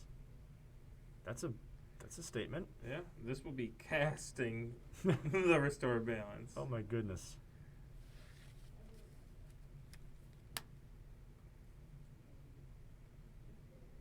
It is in Russian.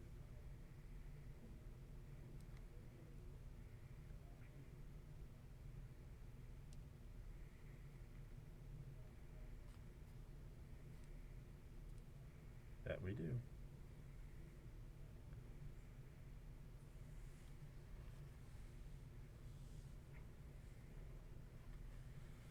So this ability resolves. Crimson will sacrifice 2 lands to discard a card. No creatures in play. That's disruptive. Yeah?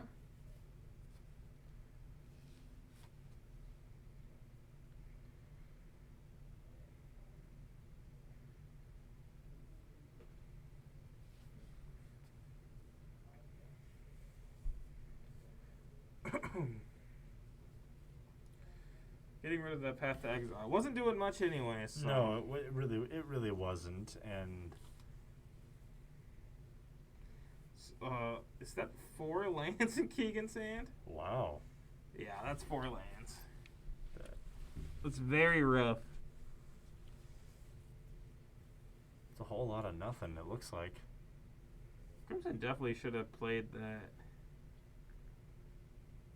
sword. It would look really good right now. Here's the Scavenger Grounds.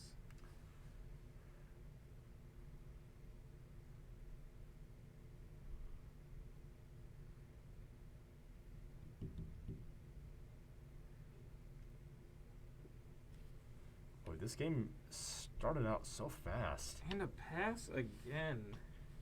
Oh boy.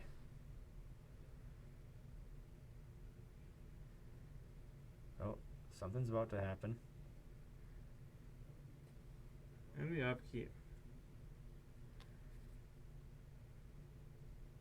Flicker Wisp the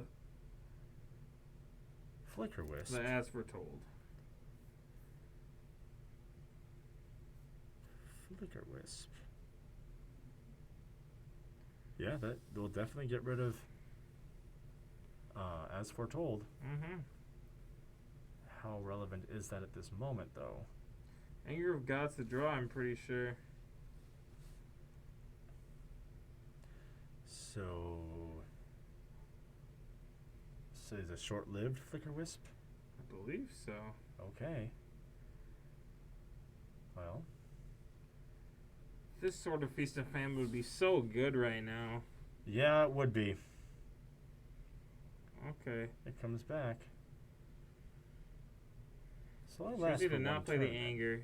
Keegan has some room to work with. So, not necessarily the most necessary thing right now.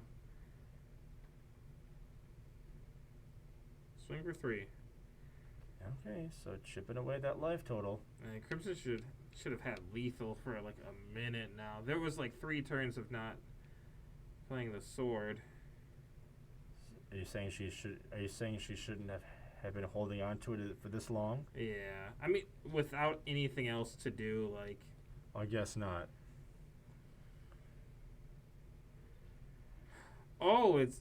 Who is this? It was a madcap experiment. It wasn't an Anger of the Gods at all. That's different. That's very different. I was wondering, like, I didn't see another one of those.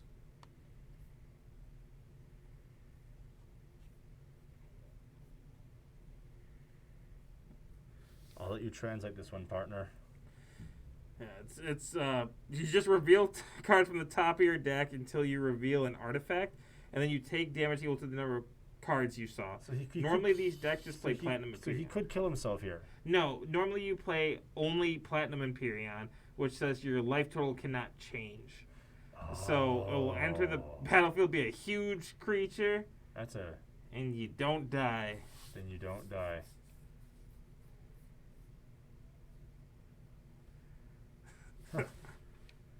It's not slow rolling. There. Another non-English card.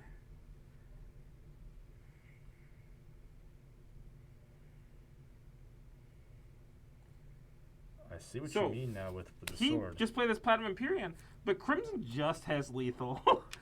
because so life totals cannot change, but Crimson has the Aether Vial on 3 with another Flicker Wisp in hand. So end of turn, Crimson can put a Flicker Wisp into play, exiling the Empyrean, and then it will be gone until the next end step, which would be Just enough Crimson. time for her to kill That's him. that's 6 damage. Well, more than lethal, actually. It is just lethal, yeah, Well- one more than lethal. Yeah.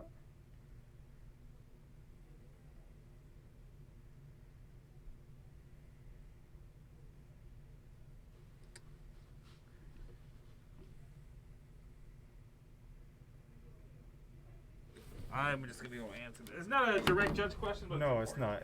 The question is basically, is there a way? They're basically asking for the window of opportunity within the way to see if we can get Platinum Empyrean off the field or not, and if we can, when that exact window would be. Is that what you were just clarifying? Yeah, she was wondering if, like, in response to any ability, if she could exile it, but she can't. But again, end step here should just be lethal. Oh, just path to exile. That works too. That works.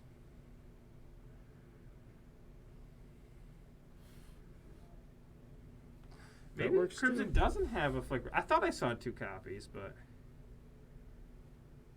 Yeah, I'm. So Platinum goes away. Empyrean leaves. Boy. again, the sword would just be lethal right So now. just play the sword, right? Okay, she did not have. Well, I mean, she doesn't have the mana to play it and equip right now. Well, no. But if she would have played the sword at any other point, she would have had Oh, lethal. So would have, yeah, should have. Now, But she did just draw a Flicker Wisp. so now is the Flicker Wisp. So Yeah, now we but have it. now it doesn't really matter too much.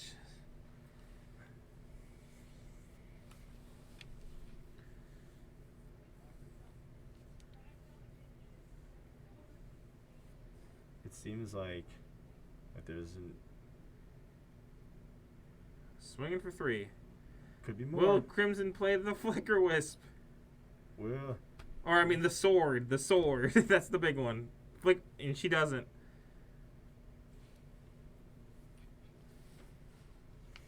this is suspenseful now. Mm-hmm. Will it be?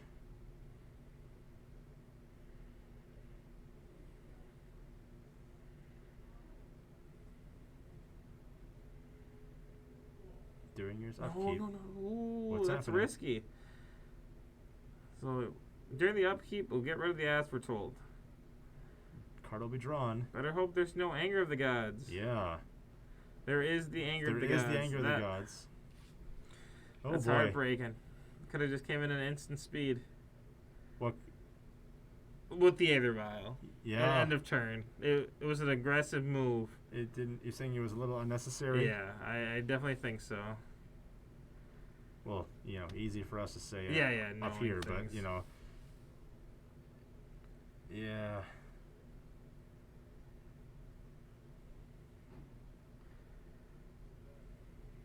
Yeah, both are exiled. Does Death and Taxes have anything that just deal damage outright? No, I don't believe anything. Ugh. So close to that finish line. Just so close. Ugh.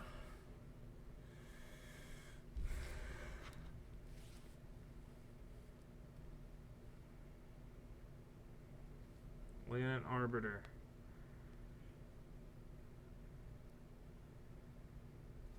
That slows him down a little bit, if nothing else. Yep. And another Aether Vial. Crimson will take a damage. Pass turn. Asking to see the graveyard. That's usually not a good sign.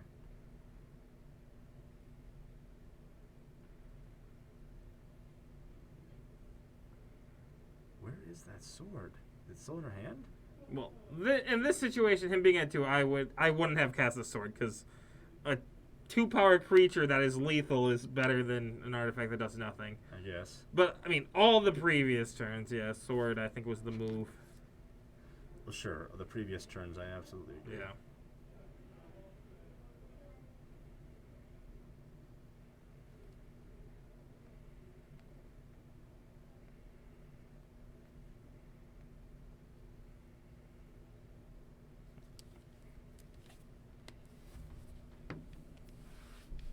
I mean, so unless Keegan has something really really good here, I think this is.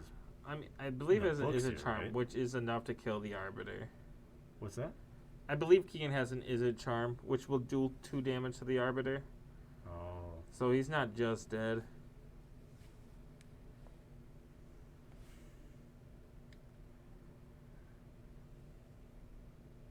Well, this is like. This is stressful. Yeah. Izzet charm, deal 2 damage. Is it charm or isn't it charm? Oh. Oh. Not for the Arbiter, at least. Does Crimson have a response here, though? 0. 0.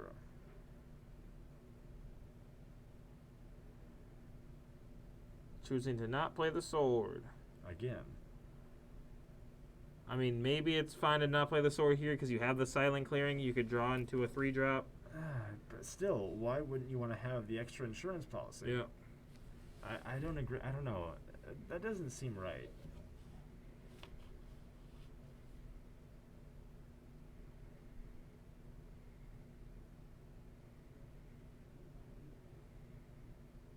Casting Simian Spirit Guide. Hard casting Spirit Guide. Now, why would you do that? So you're not dead to an instant speed creature. I guess that's a good reason. Yeah. Unless the creature is But Archon or Flicker Wisp. Well, so is it really just like a stall tactic at this point? Yeah, I mean, being at 2, he's so close to dead. He's so close to dead, so he's just trying to just get any possible shields he can get up. It seems. Mm. Yeah, that would. Yeah. Boy, 2 vials doing a whole lot of nothing right now. Apparition, instant speed. Again, if Crimson casts that at the end, or puts it into play at the end step, she should just have the win. Why is that? Because you can just violin a 2/2 that will exile the Simian Spirit Guide. Oh, apparition. Wait, is that what it's called? Apparition? It's something apparition. Something. It's the one that apparition. exiled the Asvertold before. That's right. Yeah. It looks like a different art though. It looks like. Oh. I don't have it on my list here, but. Oh, okay. Oh. An opt.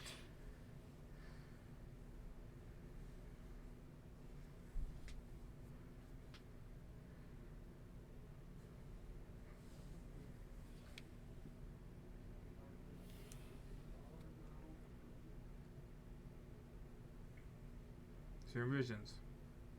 Trying to draw it out. Drawing Scry 2.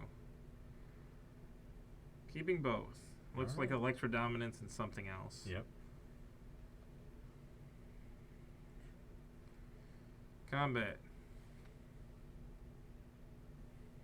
Oh boy. He's afraid. Yeah. I don't blame him. I think he realized, oh wait, maybe she has something that she can just Aether Gonna Violin. pass. All right, now put in the creature. Okay. Okay, here we go. A Pass confusion turn. on if we're still in combat or not. A little confusion there, but end step. End step. Do it. End step. End Vial. step. Vial in. Apparition. Apparition. Choosing the enchantment instead of the creature. I don't. Found a Stoneforge Mystic. Did not put the Stoneforge Mystic into play. Could have done it with the vial. That would also have been lethal. That would also have been lethal. Yes, it would My have. heart hurts. Don't worry, my everything hurts. Don't worry. You're not alone. Also would have been lethal.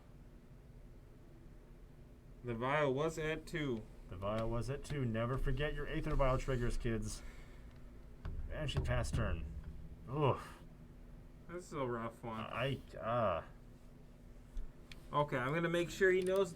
Oh no! The apparition keeps the as we're told exiled forever. Forever? Well, when the apparition dies, instead of getting the card back, you get back a spirit creature. You get back a spirit creature, so yeah, that makes sense. Still a blocker, though.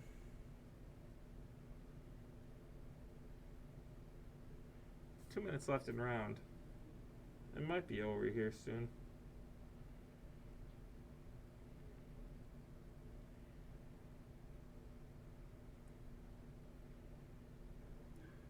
I hope that Crimson can find a way to. Don't forget Aether Vial.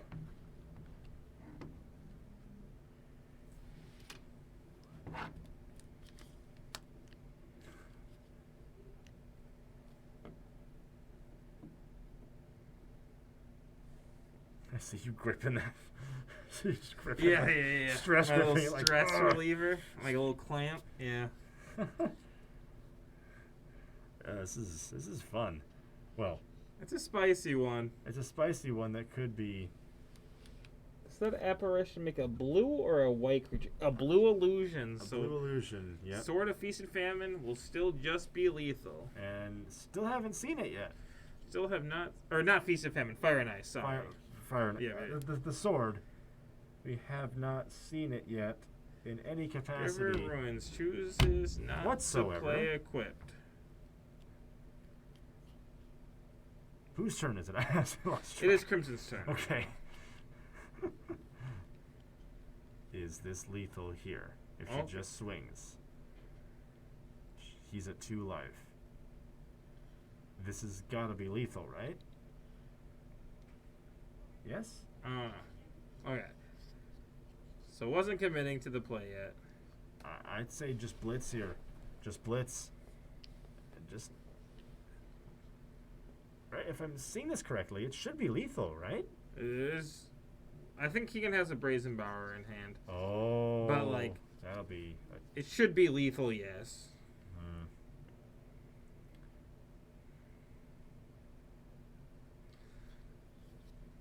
Boy, this game could have been over so many turns Yeah. ago.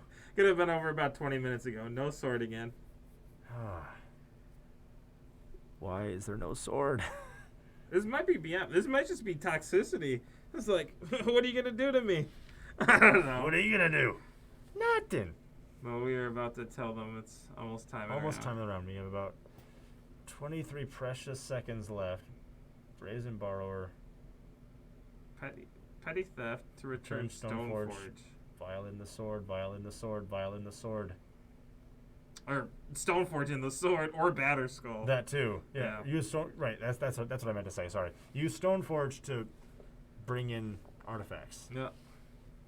Okay, that's time and round. I will go let them know. All right. So he's just giving them a heads up that it's time in the round. So we are on 5 turns. Let's see if we can get those 5 turns to have somebody finally end our suffering. Just like, I mean, We only got 5 more turns of this. okay, that's all. So one way or another, it's gonna come to an end. Yeah. But Batterskull is now out. So, looks like Crimson did use Batterskull to do something before it went back. Mm.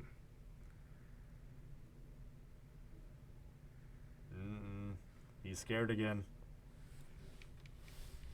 He's like, oh, I want to attack, but I don't want to go shields down. I don't want to go shields down. If Keegan attacks here for 2, Crimson needs to block with the apparition I because know. he's representing restore balance.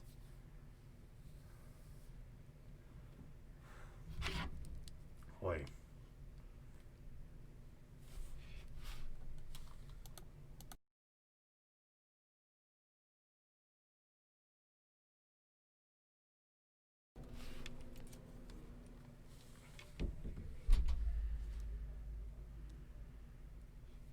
Oh, no. Oh Keegan, no! little do you know, we Oh. are not tearing into you. Keegan just said, I bet they're turning into me. I'm like, oh, buddy, you have no idea. He just said, I have to kill you in 2-3 turns. I would agree. It's so funny. I think they're laying into me. Or they're tearing into me. Like, buddy. Buddy, no. No. It's the one across from you. Sitting across from you. Ah.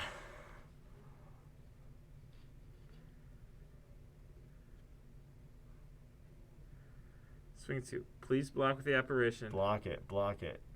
Twist it. Lock it. Stop it. Block it. Block it.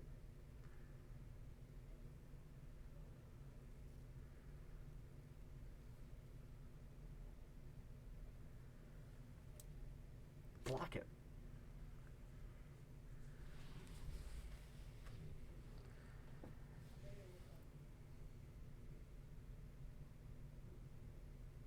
Oh, she did not He'll take the damage going down to 13. block it. So now this restore balance. Restore balance is about to come into play now.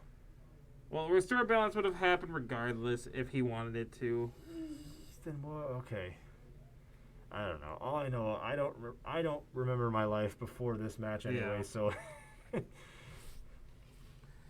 Ooh, that's a spicy one. it needs a little bit more salt. But that's what we're here for, I guess. Electric damage 2, Simian Spirit Guide. Yep, that's what I thought. That's not what I thought. Well, that's what it has to be, because then he'll have 0 creatures. Crimson will have to sacrifice all her creatures. Oh yes. And then he will get the illusion, which is why she needed to block with the apparition. Oh, So he doesn't get the illusion. So right. So more blockers. Yeah.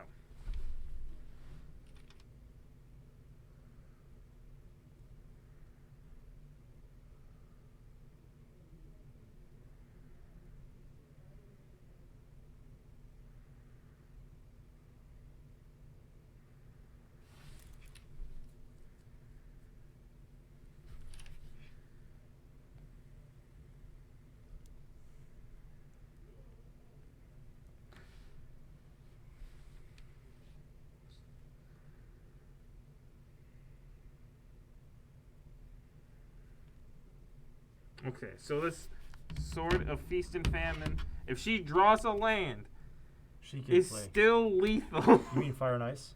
Fire and ice. Fire and ice. I Fire keep and ice? saying Fire and ice. fire and ice. Boy, can you imagine fire and ice? Oh What would my that even god, be? I don't wanna.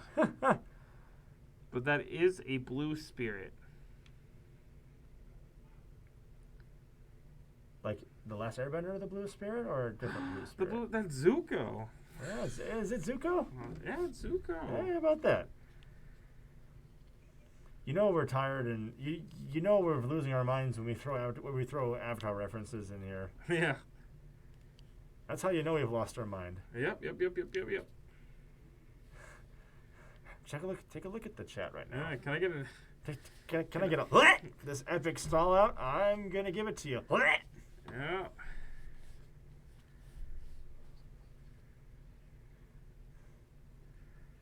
Oh yeah, so Crimson has to discard, yeah, because of the Yeah, balance. she has to discard because there's no other So, choice. Giver of Ruin, please go away. Go away. Go away. Go away. Yes. Yes, Woo, please. we did it. Woo. Someone just asked, can Keegan even do enough damage in time? Possibly. Possibly? I don't know. I don't know. Do you know how? I don't know how. Do you know how? I mean, with the Gargadon, he could. I suppose coming off so. Suspend, but Mm.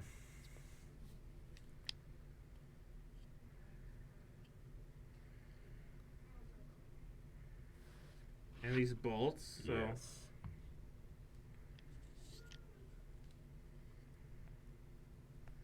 he could also have a crushing footfalls, which would end the game. I'm sorry. Did you say a crushing football? Footfall. Footfall. Oh. I promise you, I played this game before. It may not seem like it sometimes.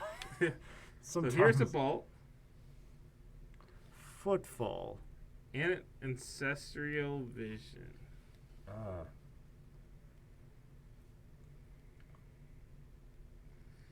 Crimson will drop to 10, and Draw Keegan will 3. draw 3 cards. He's still at 2 life, though. Crimson still just has lethal if she draws a land. If she draws a land. You're gripping the stress thing even harder now. I know. You're just holding on to it. You're just clamping down. You're not letting go. Oh, It's a rough one. I bet. Yeah, I hear you. I'm holding on to nothing. So Yeah. Okay, that's also just lethal. what is? The Skyclave. What sky? Oh, it's a Skyclave. Yeah. Oh, hey. What is it? Hey, The hey. Maul. Yeah.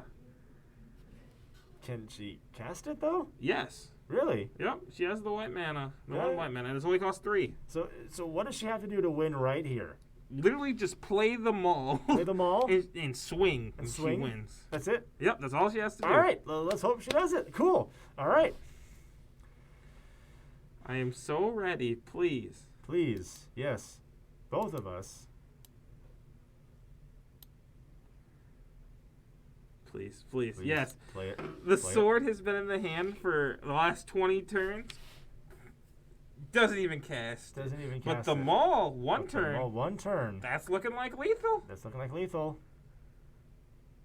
Yep, just drop it down. Just drop it down and swing with it. Keegan's just looking through the library real quick, or the graveyard. Just drop it down. Okay, swing it. There and we we go. did it. Crimson wins. We did There it. we go. Okay, Crimson we'll be wins. back very shortly. That was our last round. See you in round 4. See you. We are back with the 4th and final round. We have Lincoln on Scapeshift and Dustin on Heliod Company again. Again. Again. Again. Playing it all the time. Uh-huh. Looking like Dustin will keep and Lincoln will mulligan.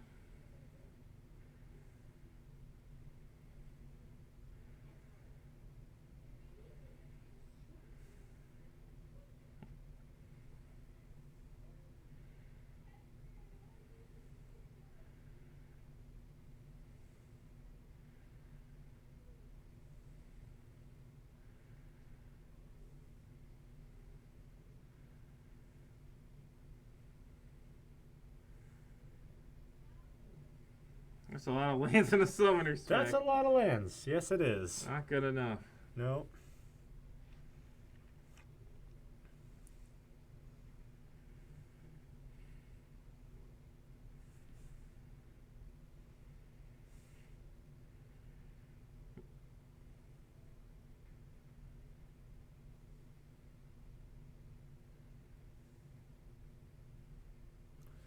All right, well, at least I got to see someone I know in round 4. Mm. Even if it's not a motto. But it'll be good. Should be. Oh, yeah. Escape Shift. Now, this is a very interesting... Escape Shift is a very interesting deck. Walk me through it. Is that a 6th lander? I mean, not mulligan on a 4. That makes sense. So, kind of walk me prime time to through Escape Shift. What is the... Because I've never encountered Escape Shift in any capacity before. Well, it's a primetime deck. It wins with Sunhome Fortress and another land. It's not traditional escape. It's Titan Shift, honestly. So Titan Shift. I'll just change that name real quick.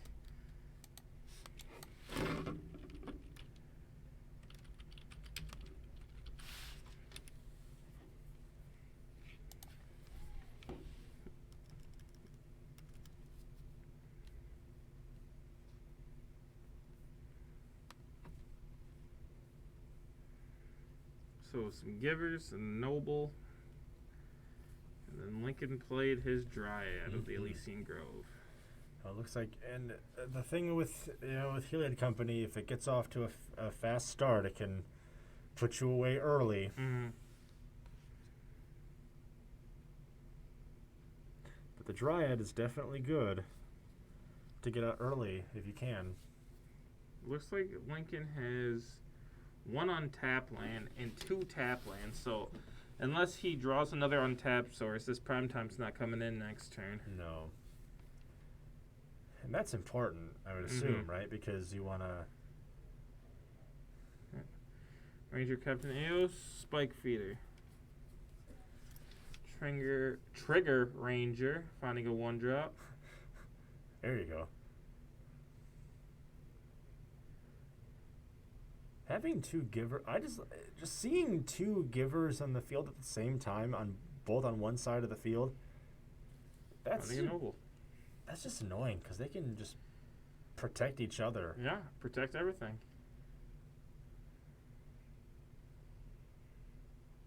And those abilities do stack, right? What do you mean? Well, like if you tap one, creatures you control gain protection from one color, and then you tap the other one, creatures you control gain protection from the other color you name. Oh, so you're saying if you target the same creature with both of them? Yeah. As long as it doesn't get protection from white, yes. Well, yeah. I mean, Yeah. that would kind of be So everything pointless. but white, unless Everything it's but the white. last trigger, basically. right.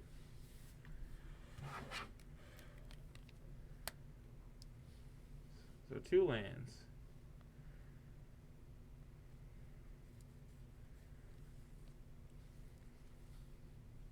And a pass. Lincoln hoping to dodge Healy out here. I think we're all hoping to dodge Heliod, but if you see that board state coming at you, Horizon Canopy.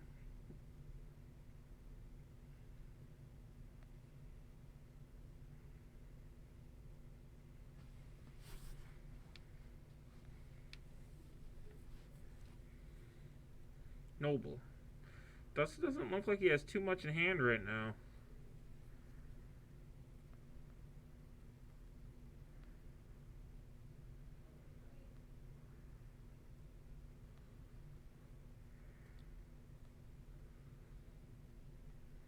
Combat.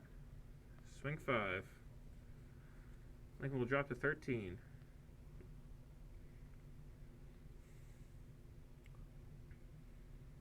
Going down to 12. Walking Ballista for 2. oh my gosh. How over is this game right now? It honestly is pretty close still. Is it? Dustin's at a decent life total and whatnot, but Lincoln is prime timeable right now. And he drew Amulet of Vigor, which is huge here. Amulet. So is this just Amulet Titan? Yes, Amulet Titan, Titan Shift. Yep. But he does play Scape Shift, I'm pretty positive. So it's okay. It's a weird in between, but it's basically Amulet Titan. Okay. It's Amulet Titan with a twist Yeah. or a shift or escape shift. Yeah, basically. Okay. I can get behind that.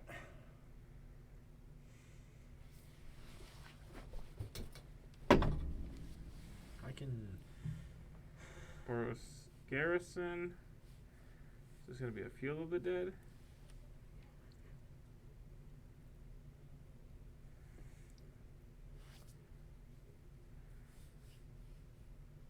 Or is it going to be the land that gives haste? Yes, could be. Sunhome. Or Slayer's Fortress. The other one gives double strike, I think. I think it does.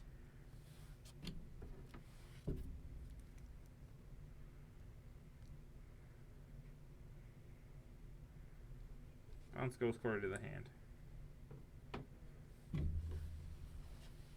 Give it haste.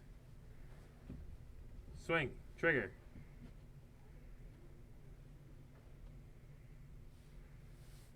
Vesuva. Valakut. Toaster. Oh, I thought we were just saying random words. That was a good land sequence, though. Wait a minute. No, Vesuva can't copy Valakut. Right? Is it? Pretty positive? Better just find out. We're just gonna make sure and just double check that that Vesuva can in fact not copy Valakut. That's what we're trying. That's what we were determining. Okay, just clarifying, if you find Vesuva and Valakut off of the same trigger, Vesuva cannot enter as a copy of Valakut. Yes, and that's what I thought too, but I think we just wanted to Yeah, both yeah. confirm that, and we did. So it is all good. Okay, In so the it will hood. be the Field of the Dead. Can you imagine if it could, though? That would be disgusting. I can't imagine. Okay, but Ugh. here is 2 Valakut triggers still. That's still good. Mm.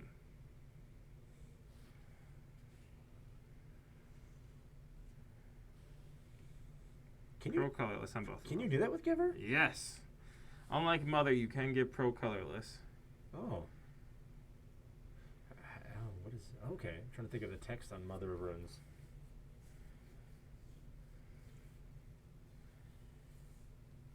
And there are Amulet and Field of the Dead triggers. Yes. Okay, he is getting the zombies.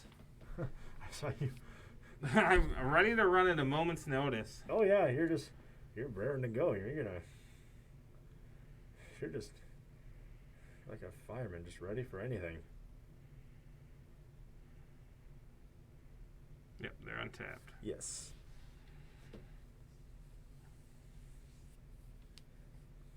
Here's the second land for turn. Trigger Valakut. This is going to be hitting Spike Feeder, most likely, I believe. And Valakut the Molten Pinnacle. When it enters the Yep, battlefield shooting Spike Feeder. under your control, if you control at least 5 other mountains, you can have Valakut deal 3 damage to target creature or player. A really fun interaction, too, that he could choose to do right now. What is that? He could Ghost Quarter his own land. Now, Find why a would you want to basic. do that? Finding a basic, triggering Valakut again, shooting the Walking Ballista. Oh, I guess that could. Yeah, but now he can't really do it because Giver of Ruins can get protection. So he would have had to do it when the shields were down. That makes sense. So if Dustin finds a Heliod here, that's going to be rough and very unfortunate from Lincoln because that should just be the combo. Is the Heliod and the Walking Ballista? Yeah, Heliod Walking Ballista. You can play Heliod, activate it, giving Yep. Walking Ballista lifelink. Yep. He said punt. He literally saw it. Yep. So And then we he's saw it. hoping for no Heliod. Search all for naught.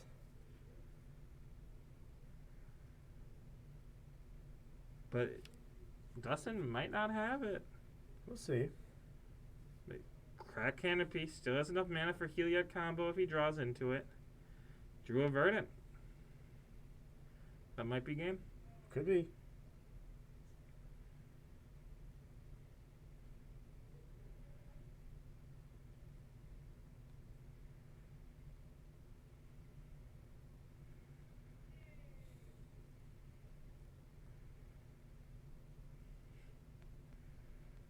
Yeah, fun fact, those Valakut triggers also could have just went to Dustin's face, and that also would have been lethal. I guess so, but well. Yeah, that would have been 12 points of burn. Mm-hmm.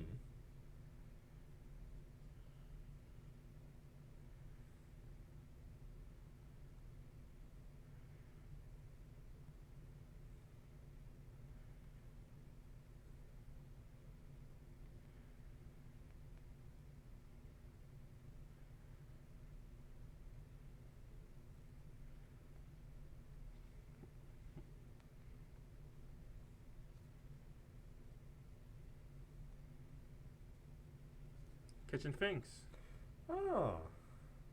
going up to 9. Yeah, I was gonna say right on time. Well, Domri's call was the draw before. If he had another turn, he'd be fine, but it should just be over. Probably.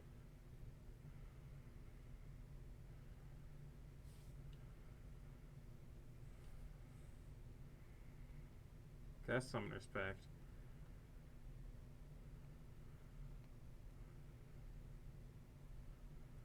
Titan.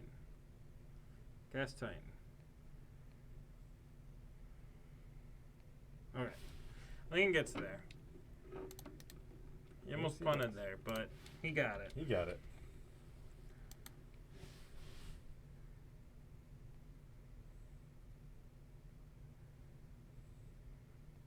Yeah, that was a mold of 5. I forgot about that. That's true. He had one of the most streamlined hands you could have. He Some didn't- lands, a dryad, He and went a to prime 5, but didn't miss a beat. time. Yeah.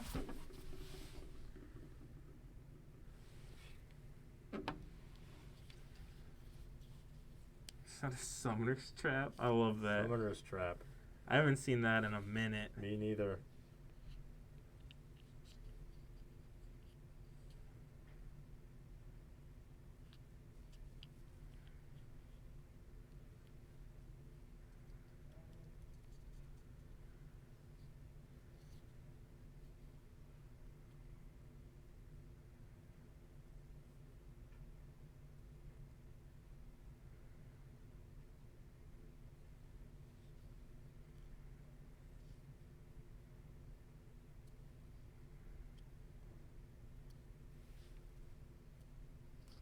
Dustin deciding what to put in. Looks like he has some Path to Exiles there. Ooh, Dampening Sphere, that's a good one. Looks like he actually has a lot for this matchup.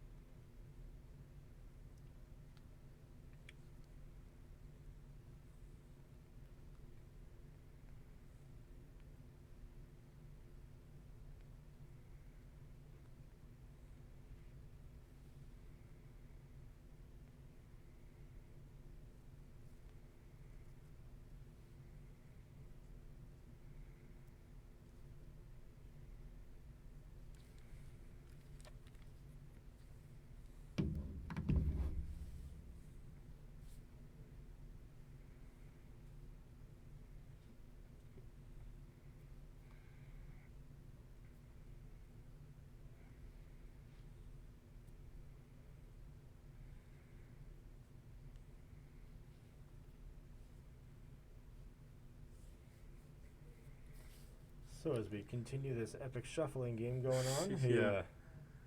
Lincoln looks ready to go. Dustin just thinking it over some more. Yeah, he will do that. He will take his sweet time with it, but that's just Dustin being Dustin.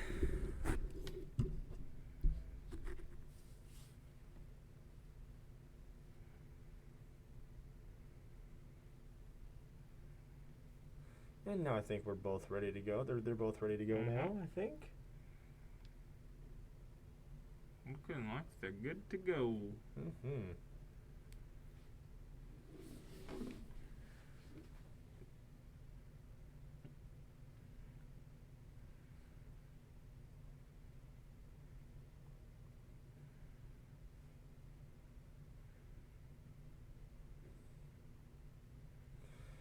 All right. So finally, off we go. What's in Dustin's hand? He's keeping. Does he have a noble? Looks like he doesn't have too many early plays. No. But there's a Galactic Company in hand, so. Tribe Scout.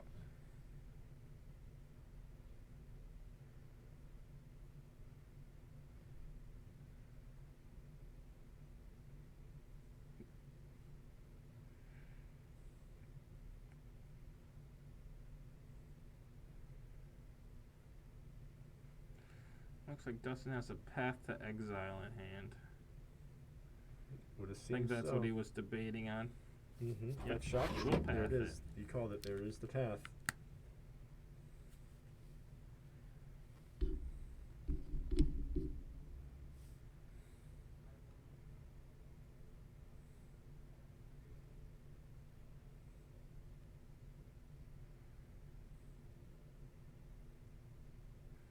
He will grab a regular mountain. Mm-hmm. Different name for Valakut, or not for Valakut, for Field of the Dead.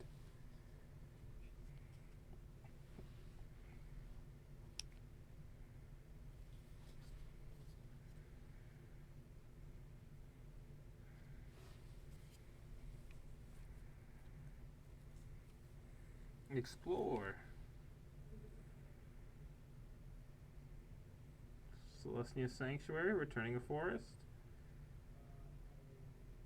Playing forest. Playing another Tribe Scout. Pretty aggressive start for Lincoln. Card in hand. Cavern as well.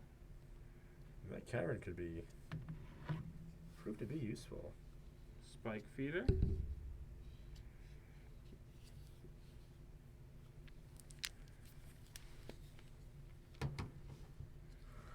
Radiant Fountain to draw. Absolutely.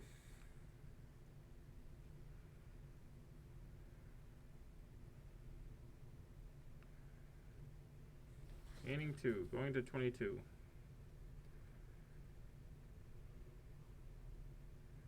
Karn, Great Creator. -2. Mm.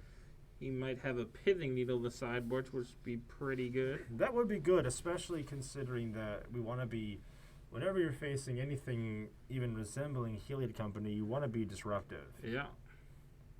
And you want to have something that can just deal with it right outright and just not waste any time. Ooh, he might not have it, though. Oh, no?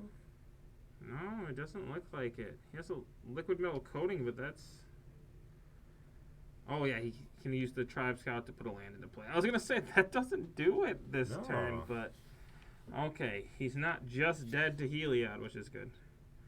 So, in the upkeep, he will target the Spike Feeder with a liquid metal coating, which is absolutely what he needed to do. Oh, Because 100%. Dustin has the Collected Company, and if he got Heliod off that, that would have felt Completely awful. agree. Nothing Lincoln could have done. No,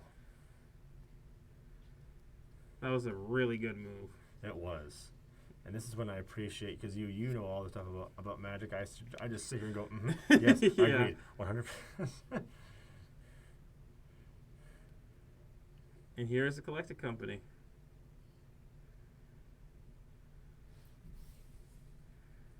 Looking like some mana dorks in here, and that's about it, I think. Could be.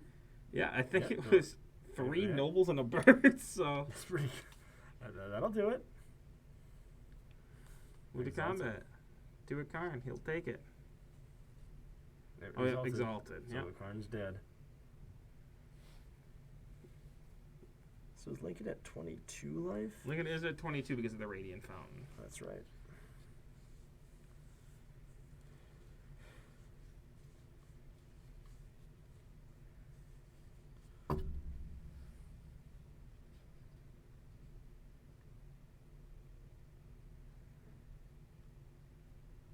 A lot of lands. Make a plant. A 0-1, baby. That's a plan. That's a blocker. That's a blocker is a plan. Sorta, kinda, can be a plan. So does Lincoln just start going for the lands here? That's the question. That's a good question.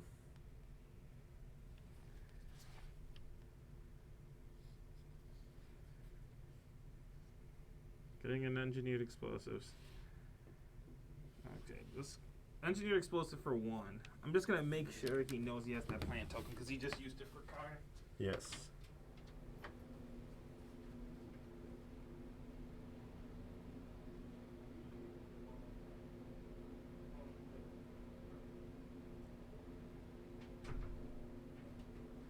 There's 0-1 plant token.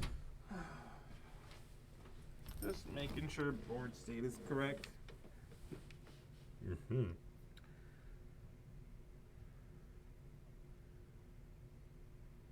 Did you happen to see what Lincoln found there? Oh, engineer explosive. Yeah, that's it was still EE.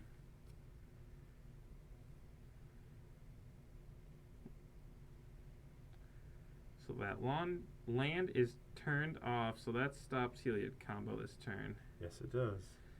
At least with Heliod combo with Eladamri's Call. Doesn't have the 5 mana.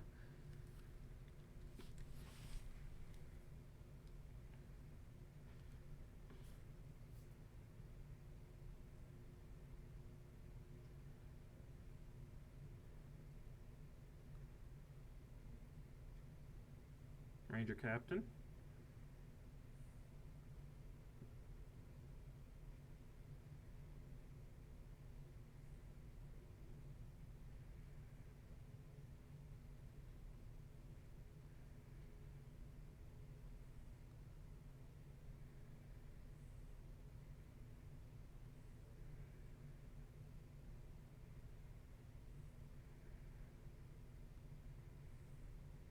Finding a noble.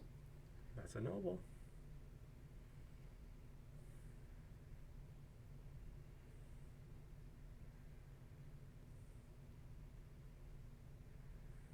Combat. To a Karn. Block.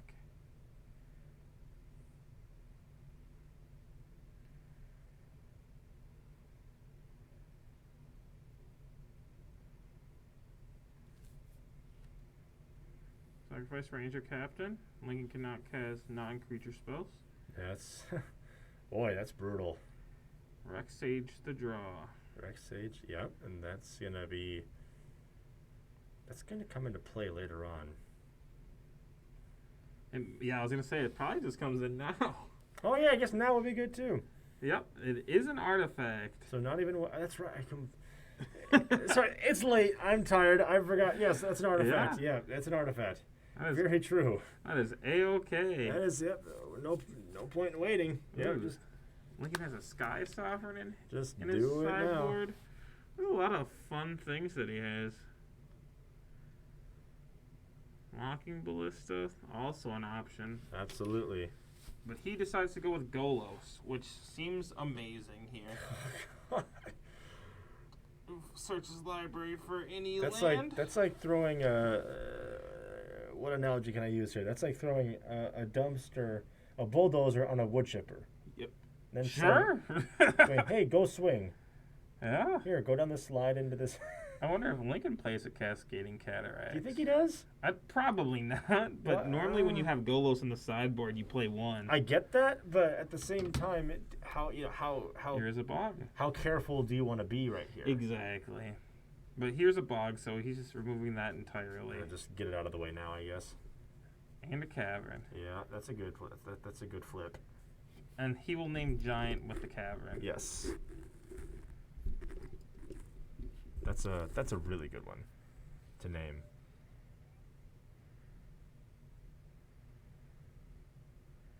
It's good to see we've had some viewers tonight. Yeah. We haven't had that recently. Yeah. It's We were good. up to 11 earlier. Yeah, we so were for that. For like that insane whole round last 3. match. For that round 3, we were up there. The most stressful match Oh, I think man. I've ever commentated on. Oh, definitely for me too. Another Ranger Captain. Trigger. That always seems to be the card that just never goes away. Yeah. You have to deal with it, and if you don't, then you're in Such trouble. a good card, yeah. It's a really good card. It absolutely can wreak havoc on you.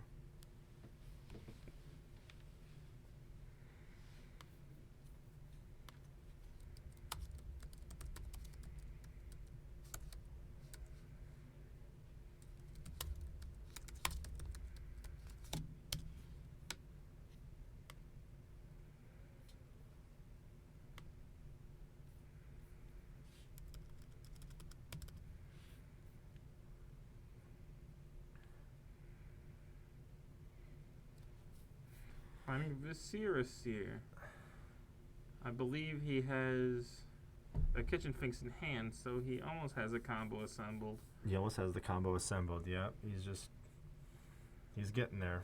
Ooh, it looks like he has the Anafenza too, so he will just combo off. Combo off next turn if able. If able.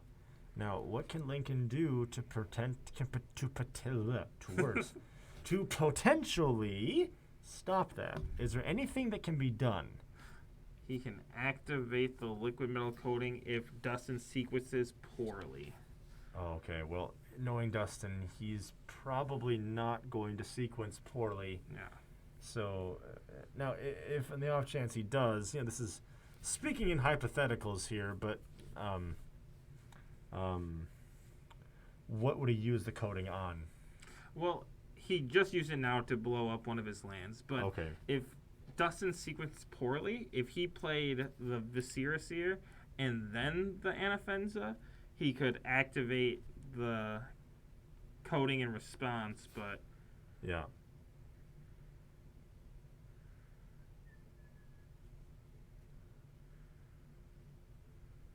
Viscera Seer. There it is. And what's this 3-drop here? Oh, Mirren Crusader. Hey. I wasn't expecting that. It looks like it was not an Anafenza. It was a Mirren Crusader. That's good too. Yeah. It's not a combo piece, but it's still. It's a good card. Yeah. Pro black and green. Not that really does much against Lincoln, but still.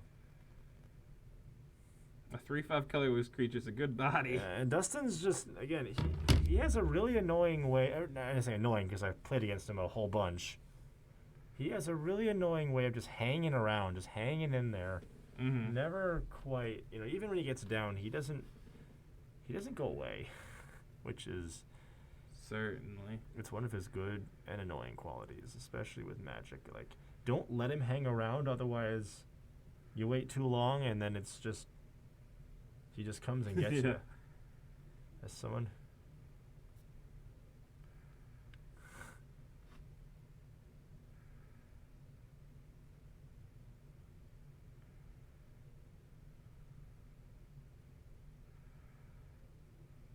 -2 kind. All What does he right, find okay. here? looking to find something. What do you think he's gonna get here? Sky Ship. Sky Shift. Sky Ship. Oh, no, he finds Ship. a Walking Ballista for Yeah. a lot of mana. How many walking ballistas have we seen in this match alone? Like, what's it, He's- like 3 now? 2, 3? It's a lot. It's a lot. So here's a Walking Ballista. Attempt to shoot the Noble. He will sack to Viscera Seer. I still can't pronounce that card. Viscera Seer. Viscera Seer. Try saying that 5 Viscera times Seer, fast. Viscera Seer, Viscera. Nah, I can't. Viscera Seer, Viscera Seer, Viscera Seer, Viscera Seer, Viscera Seer. That was I did pretty it. good. That was pretty good. Thanks. I'm never doing that again. That might be a small sequencing error from Lincoln. Trying to shoot the Noble before the Seer itself. I was gonna say, why not just shoot the Viscera Seer Yeah. itself? Now? Yeah, that. Here, that I'm would never be gonna the right forget how one. to pronounce that now ever again. Dustin gets an extra scry, also going to the bottom. He would have Well- had a dead card. Well, 2 dead cards now. I mean, you can never bank on that, but it just So- seems. If this goes to Lincoln's next turn, I think it's basically over. Like, Lincoln can just keep adding mana to this Walking Ballista. Yeah, he's got the sources to do it for sure. Here's another Mirren Crusader. That at least gives him maybe some fighting chance for Dustin, perhaps. Possibly.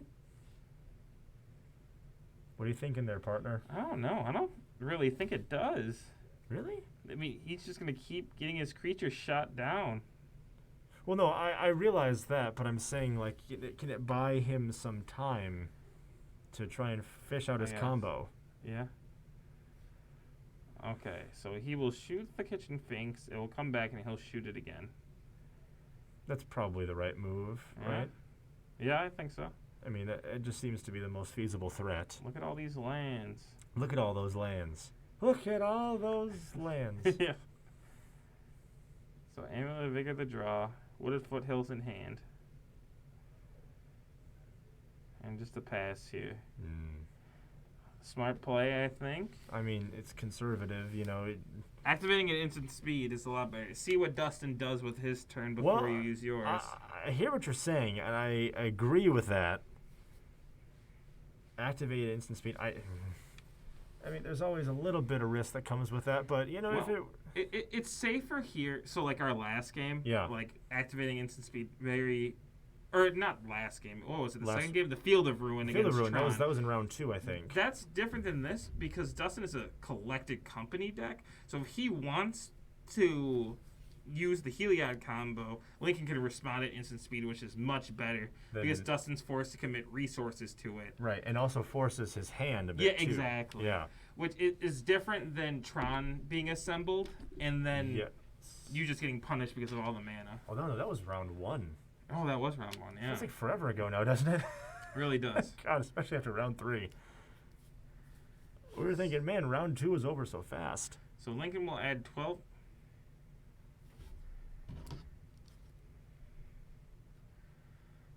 So Lincoln added 12 mana to his mana pool to put 3 counters on his Walking Ballista. Way to be gimmicky. I love it. It's the right move for sure, Mm-hmm. but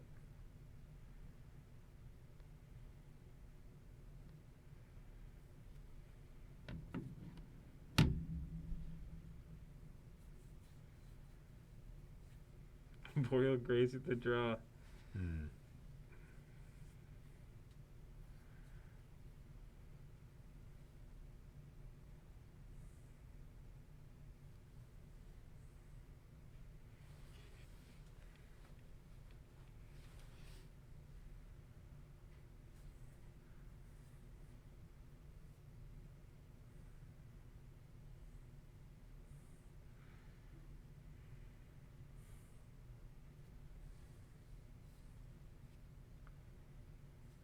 I was going to say, don't end your turn quite yet, Lincoln. He has a lot of basics in play already. Oh, there we go. Just looking for some more. So Eldamri's Call. With this active Walking Ballista, I don't know if there's too much dust you can find. I mean, it has to be Heliod, but Well, I mean, you want to get the combo out directly now, don't you? If you're I mean, yeah, but like Dustin? you can get the combo out, but Walking Ballista interacts with all of it. Yeah.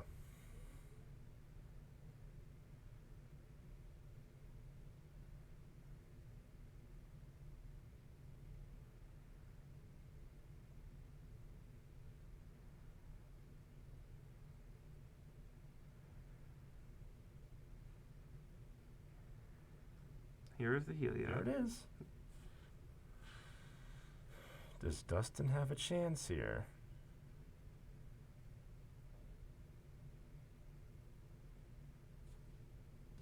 Could it happen? Possibly. Maybe. Maybe. In most situations, Heliod Mirror Crusader would feel really good. But this one, I don't Yeah. have a good feeling about this. Yeah, though. not in the face of a Walking Ballista. No, no.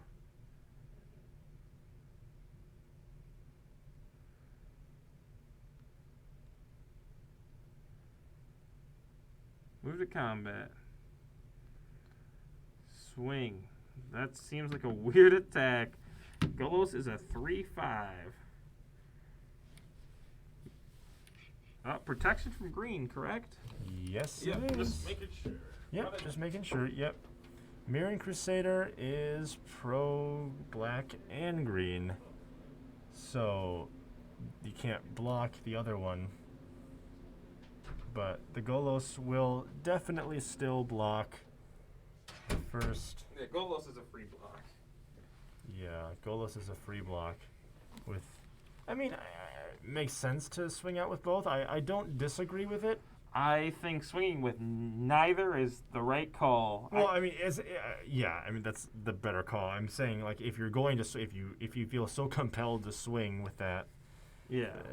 might as well swing with both in one. With- But I think I would swing with both if I had 2 activations of Heliod up. and we don't. Yeah, and you don't. Dustin so, like, doesn't. Well, I also, yeah, I think like that just seems like not worth it. you don't think it's worth going shields down for that. No, not at all. Yeah, I agree. I agree. So this is why I pick your brain all the time, because I'm like, because I don't know anything about Magic. Yeah. So I'm like, what is this? If this happens here, what about this other thing? You know. Ooh, what's happening here? It's looking like Lincoln's gonna cast something. He's only been playing lands. Here's a Karn. Yeah. Well, look at the chat. We have someone asking where we play in person.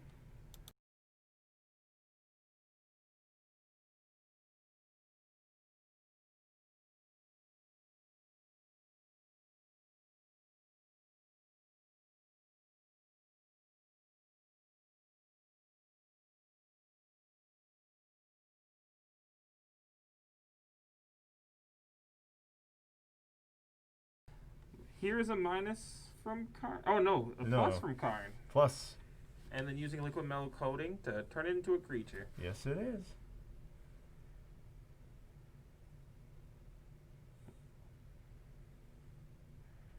Swinging for 5.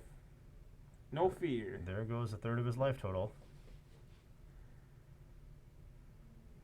There we go. Karn at 6.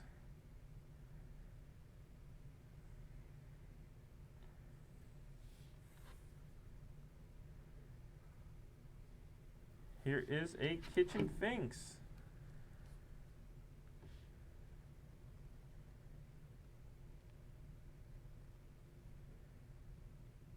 Trigger. Targeting what? I don't know. That's the question. I think you have to target Heliod, otherwise that trigger's just gonna go I was away. gonna say, what else? What else is there really even to Yeah. target? Because if Mirror Crusader is the choice, it will just die. Yeah, and this seems to be the more feasible play here.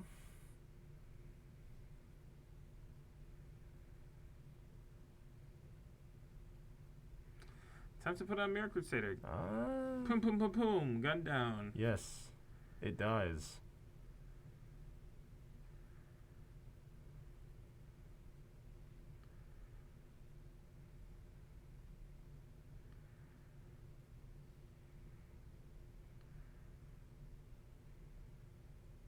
And a pass. Lincoln looks like he basically has this sealed, I think. It would appear so. I mean, all he has to do is just not really, not give up control of his board state, and he's Yeah. pretty. I mean, unless this devolves into total chaos, or if somehow Dustin's able to find his combo piece, but I really don't see that happening. Yeah. Minus Karn funding Tormod's Crypt. First appearance of that in this round. I mean, good against the Kitchen Finks combo. Oh so yeah, it shuts that off pretty quickly.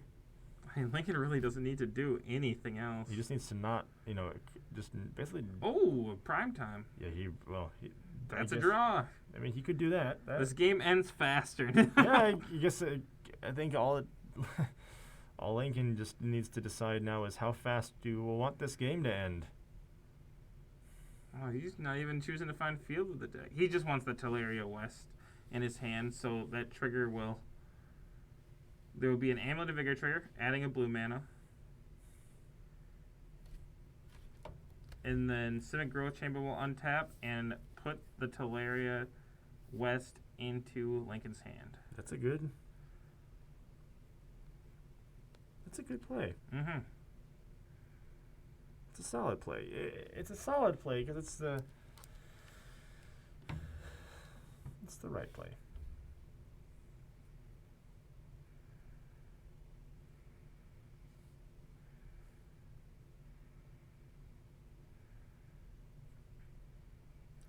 Pump up the Walking Ballista. We're going to Shoot pump Finks. you up. Crypt it.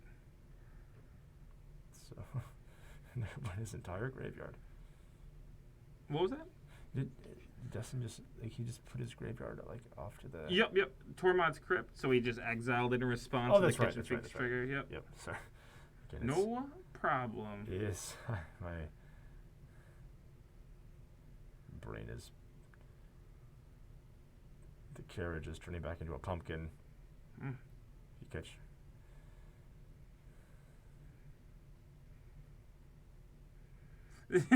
he thought a little too far. I was about to run in there. Telerio West cannot find the Dryad of the Elysian Grove, but he was like thinking, I'm gonna find Pack to find the Dryad. He just Right. skipped a step. He just forgot. Oh wait, I need to find the thing first Yeah.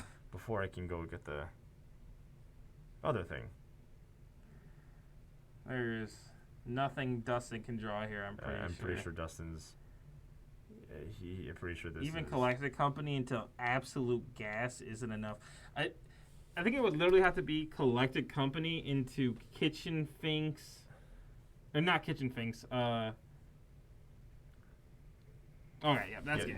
That's game. Yep. So that is it for us. That is it for us. Thank you for everyone for coming, and have a good night.